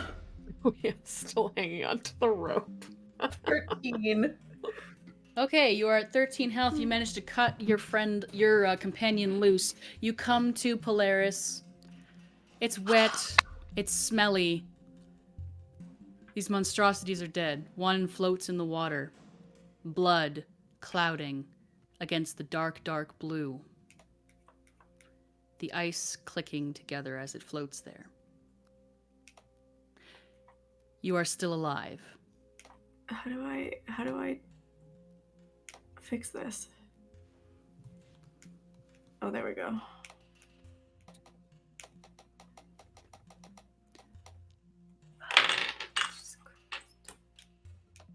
All right. How are we feeling, everybody? Do we want to continue? I'm pretty tired. There's not a whole lot left, I will say that. Shall we start the wrap up then? I can just cut the last encounter and make it in just get straight to the lore bit. I do have a heart out in about 25 minutes. That's okay. As you can see, I have moved you. This is merely don't assume combat. This is merely just for looking now. Don't worry about he who lies beneath, as the Gerblins called him. We don't need to think about that right now. That's possibly a story for another time. We'll say that you take some rest, you need to find shelter. You see these overhanging rocks along the horizon. You manage to make it. Burning with cold, stiff, and in pain. Just barely alive. But you're still alive.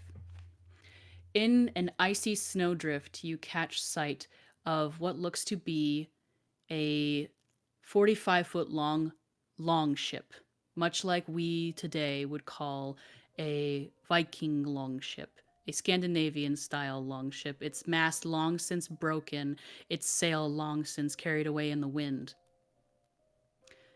This may be shelter. Do you approach? You approach.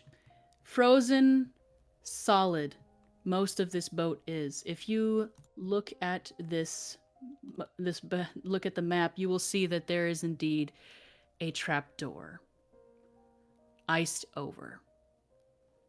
You can attempt to open it if you'd like. Give the help action to whoever's strong enough to actually. I will open it. Make a strength check, please. It is frozen shut. It is a DC of 15. I'm going to give myself guidance. And you have advantage as well as guidance with the help action. Bloody, broken, bleeding. I'll say I help and by cold. doing a little produce flame around the edges of the Yeah, buddy. metal. Make the metal hot. That is strength check. So that is a +2 to my strength, a 14 on the die for a 16. That with advantage plus another 2 from guidance is an 18. Yes, You wrench this door, creaking, stuttering on its hinges, frozen shut blue ice as it also falls from the sky, clinging to your eyelashes, your brows frozen, your noses frozen, stiff within your nasal cavity, your tongues feeling so dry, lacking but still cooled by the almost biting cold water that you filled your water skins with, as I assume. Slightly cloudy from, hopefully not affected by the clouded water of blood. There you tried to make sure you gathered slightly away from there.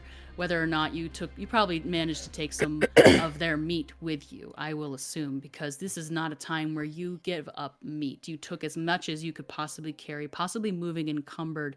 You wrench this trapdoor open in this lone, long ship, and inside, who has dark vision? 120 feet. I believe you are a rock gnome, so I think you do. Delphi, do you have dark vision? Is this a lycanthropy kind of thing? Oddly enough, no. Neither as a furbolg nor as an afflicted lycanthrope do I have anything cool. I just get strength. You can't really see too much inside there, but as Lays, you look within as you were helping. You see it is a fairly spacious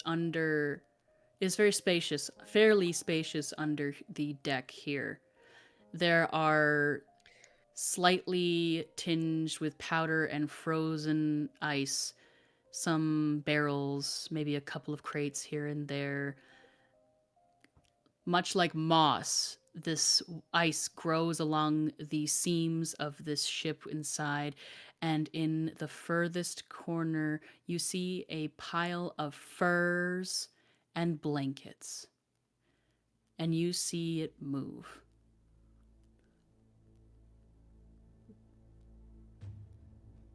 What do you No, do? ma'am. Get a Nope. produce flame ready, but maybe also light it up a little down there so we can see better. You lean your Who's hand into the there? space. You lean your hand into the space, and you say, "Who's there?" Yeah. You hear a soft, raspy, gravelly voice, weak from disuse, reply. Who's there? You first. I don't have nothing that you can Yeah. take. Are you infected?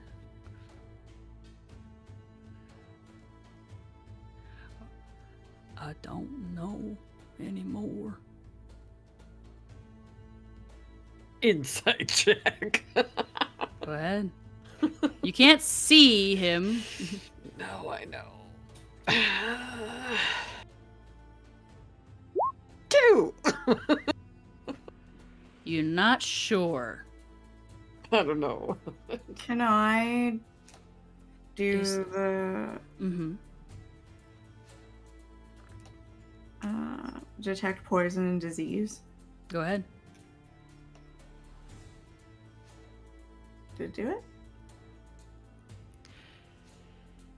What does that mean? You come to the realization, as you have kind of before, that this isn't necessarily a disease as one would classify it. It is more like an affectation.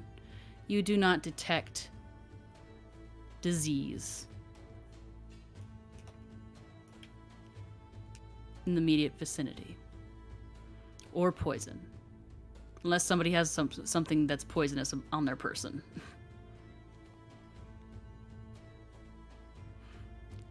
The clump of furs and blankets Cool. moves again. Wait a minute. Did somebody to detect disease and poison? Wouldn't we figure out who's Yes. sick? Again, this illness is not exactly what you would classify as an actual health disease. Rude. But it has been called an affliction or an illness simply because people don't necessarily understand. Okay. You are aware of this.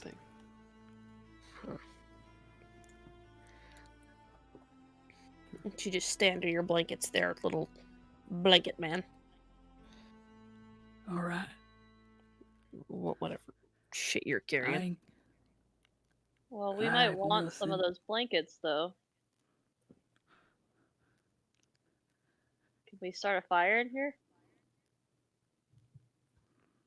I mean, you can try. Do you climb in? There, From the blankets, you see in the firelight. Well, you have magical fire. I guess you could say that you could do that without it really catching too much. But because you do have fire genasi with you. From the blankets, you also see a faint glow of anybody experienced in Arcana would see as a cube of warmth. Oh, Hmm. I want it. Thank God. Please, it's all How- right. I don't have anything left. How long have you been down here? I don't know. I started walking long ago. I don't know how long it's been. I don't know what's left out there.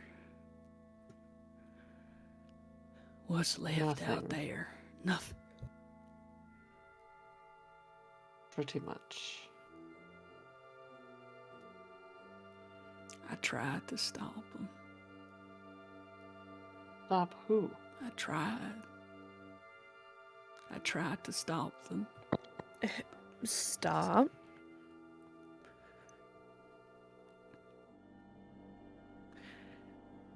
She was playing with things.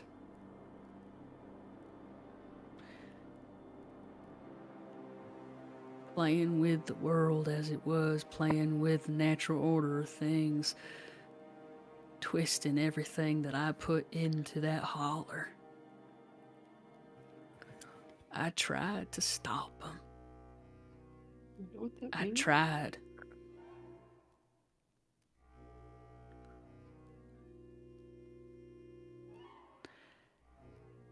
From the blankets emerge, you see a head of mussed dark brown hair emerge. And then a face.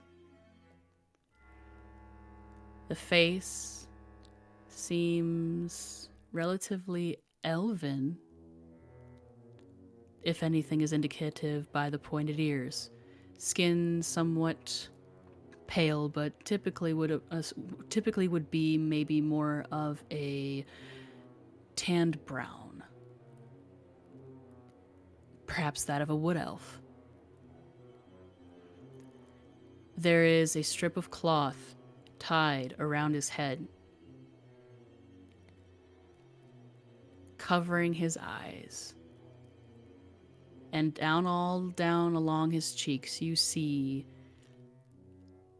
long-healed but very poorly mended scratches.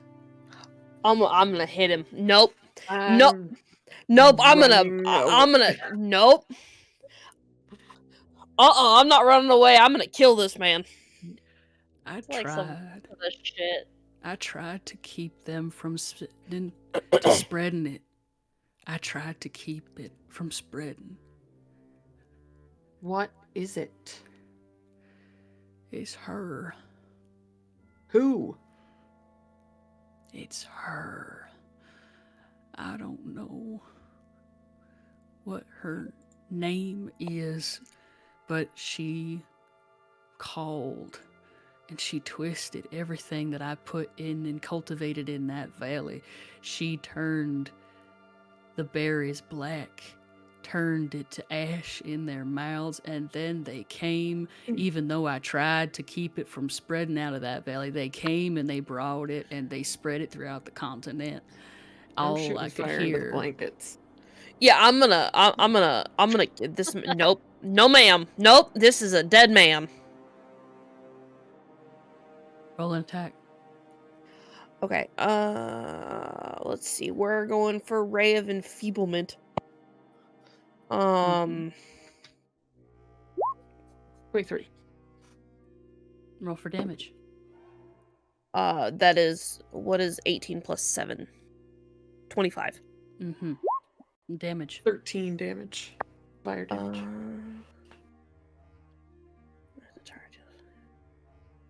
Oh no! This is the debuff in case he gets up to try and attack us. This is a debuff.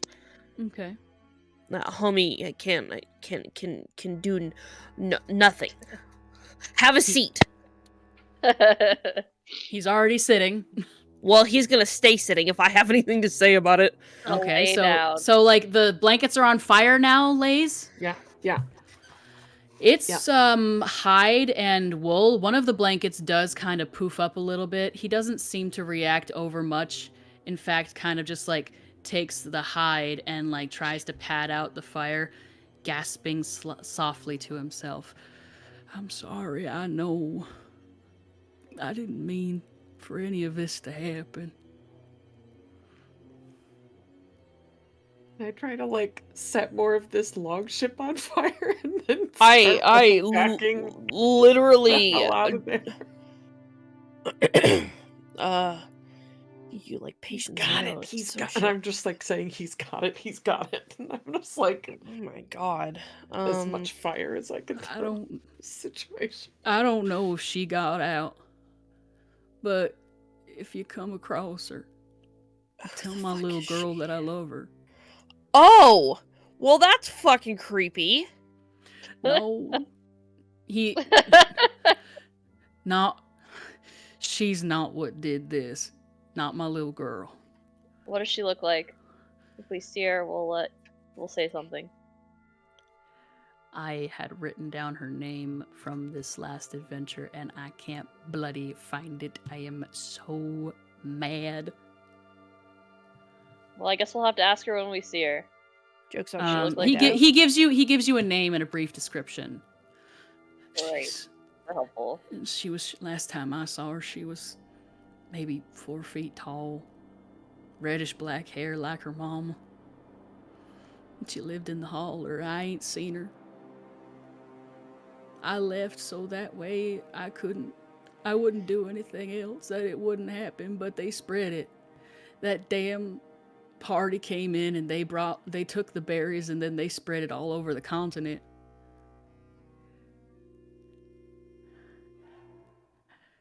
Does that mean the berries mean anything to us? I guess we would Yes. kind of know. Having been from the continent, you knew at some point prior to this affliction taking place that there was a here and there gossip about the distinct lack of lingonberries from Lingonstadt in several popular eateries and bakeries and whatnot.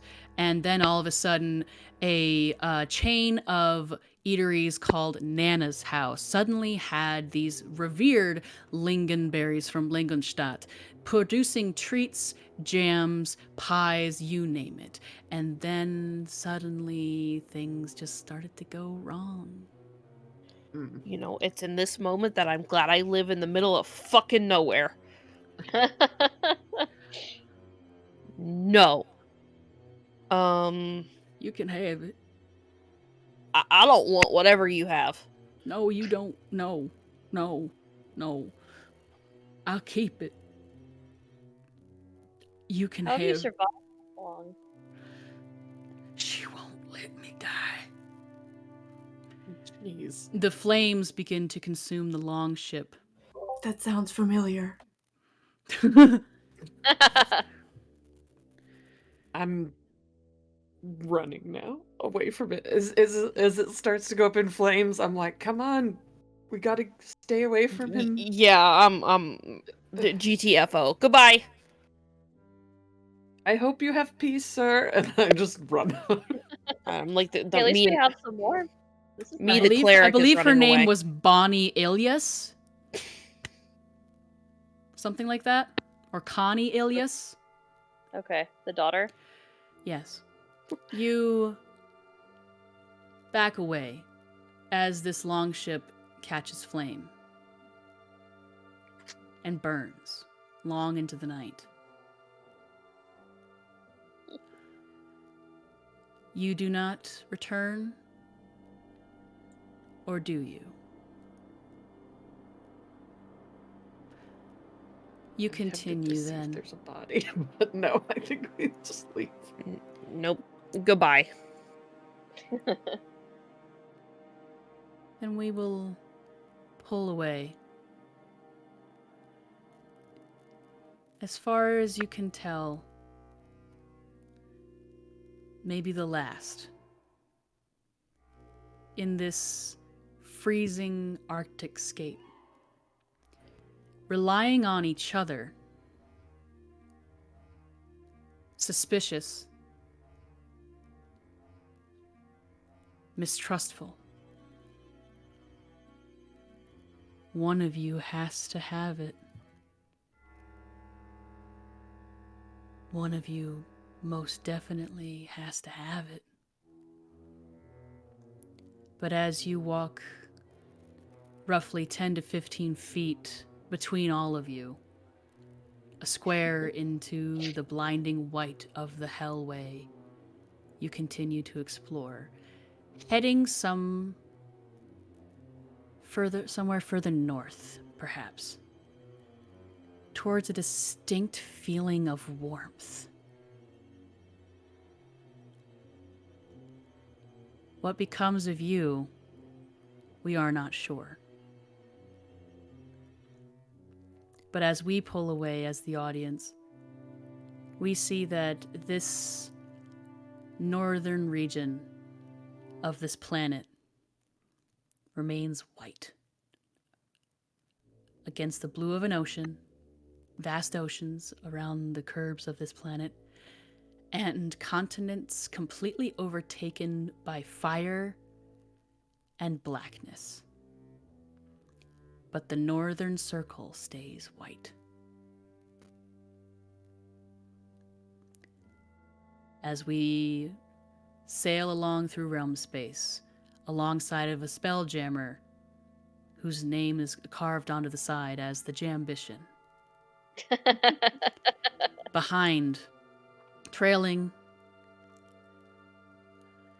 a set of carts, 2 carts, pulled by golden boars.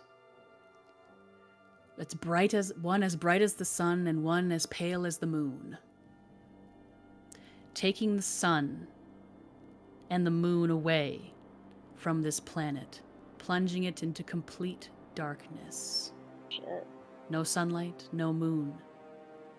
As 2 spiritually hungry, ravenous wolves chase the sun and the moon as they follow the Jambition. What becomes of this party, we don't know. We probably will never know. But as we pull back into the white, the darkness,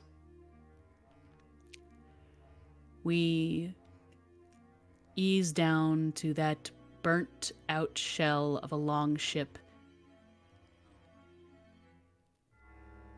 A pile of blankets, ash and cinder. As Kieran Ilyas lifts his head once more, permanently blind in the darkness, never to see anything physical again, but yet he can still see the horrors that she shows to him. And that is where we will end this story tonight. Oh, Ugh, Jesus Poor Christ. guy. depressing. Poor dude. Ooh. Happy New Year! Yeah, seriously. Merry Christmas! Happy Very holidays. festive. This is how we're ending the series. That was incredible. Oh my god, I have trauma, but so many things I'm gonna do to my players. You're welcome. Players, congratulations. You survived the story. Whether or not you survived after the story is yet to be seen. Yeah. The chat just did not want to let you die. That's right. True. There are people in the chat who have played in this universe before. There are many light bulbs going off, I'm sure. People who recognize, people who theorize. We didn't really lean into the suspicion amongst the party. Mm-mm. We didn't have time. We all. were fighting for our lives. I think I feel like everybody thinks that it's me, and I don't know how to. I'm sick, yes, but not like that. I think it's We'll hear theories now. Go ahead. Delphi, who do you think it was? Polaris. Polaris, who do you think it was?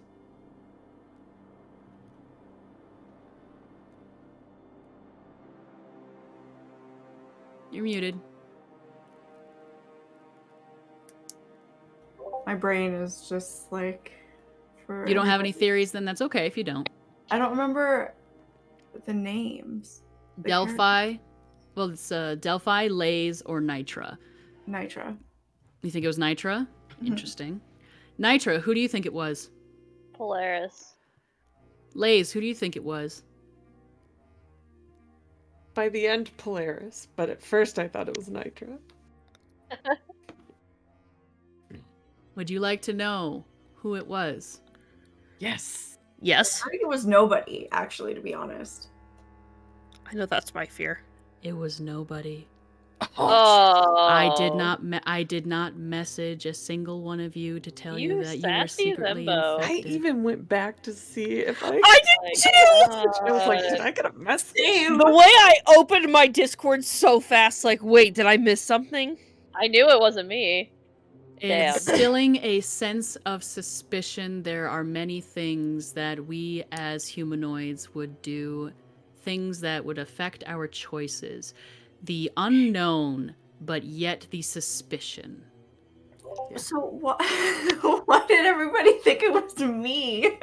You were the You were weirdest. hearing the voices of the gods. Yeah, you were here. Yeah, and we're like, I'm gonna give up my. You were the goth, and that's why everybody thought it was you.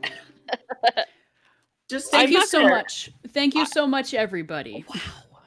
I really, Thanks, this that was really did amazing. that fucked with me. Damn it. That was Just to great, be Cedar. clear, I wasn't hearing anything. I was just putting my faith in the Yeah. gods. Yes. And I did like that about your character. I thought that was very interesting. I hope you all enjoyed. I hope that everybody in chat enjoyed. This was so good. Thanks, bestie. This has been a long time coming. I wanted to do this one initially during Spooktober, but I mentioned it to Lols, and I was like, it's kind of wintry though, so should I wait till the winter one? And they were like, yeah, you should wait till the winter one. This has been in the works for quite some time. You are reaping the benefits and the consequences of other players' actions in this universe. I like this universe that I have created for myself. It's my little brain puppy. Your choices have consequences. Remember, players, whenever you play with me, everything has consequences. Even if it's a silly little game, as long as it's in this universe, I will remember. My dear friends, Affy, take it away. Affy, congratulations once again for meeting and beating the goal again. Well, don't congratulate me. Thank you to everybody who donated. We'll be doing the draw on probably the 2nd. So you still have until the 2nd to get those donations in. Every little bit helps, and you'll still be in the wheel of names. So thank you so much. And stick around for the raid. We're going to go raid the Mind's Eye. He's one of our co-streamers, and he's got a voice that could melt butter. So give him a follow if you have not already. And thank you, players, for everything. Thank you, Cedar, for another spectacular, creepy game in your universe. Can't wait for the next one. Thanks for having me. Have a good night, everybody. Till next time. Good night. Good night. Good night, Sleep guys. well.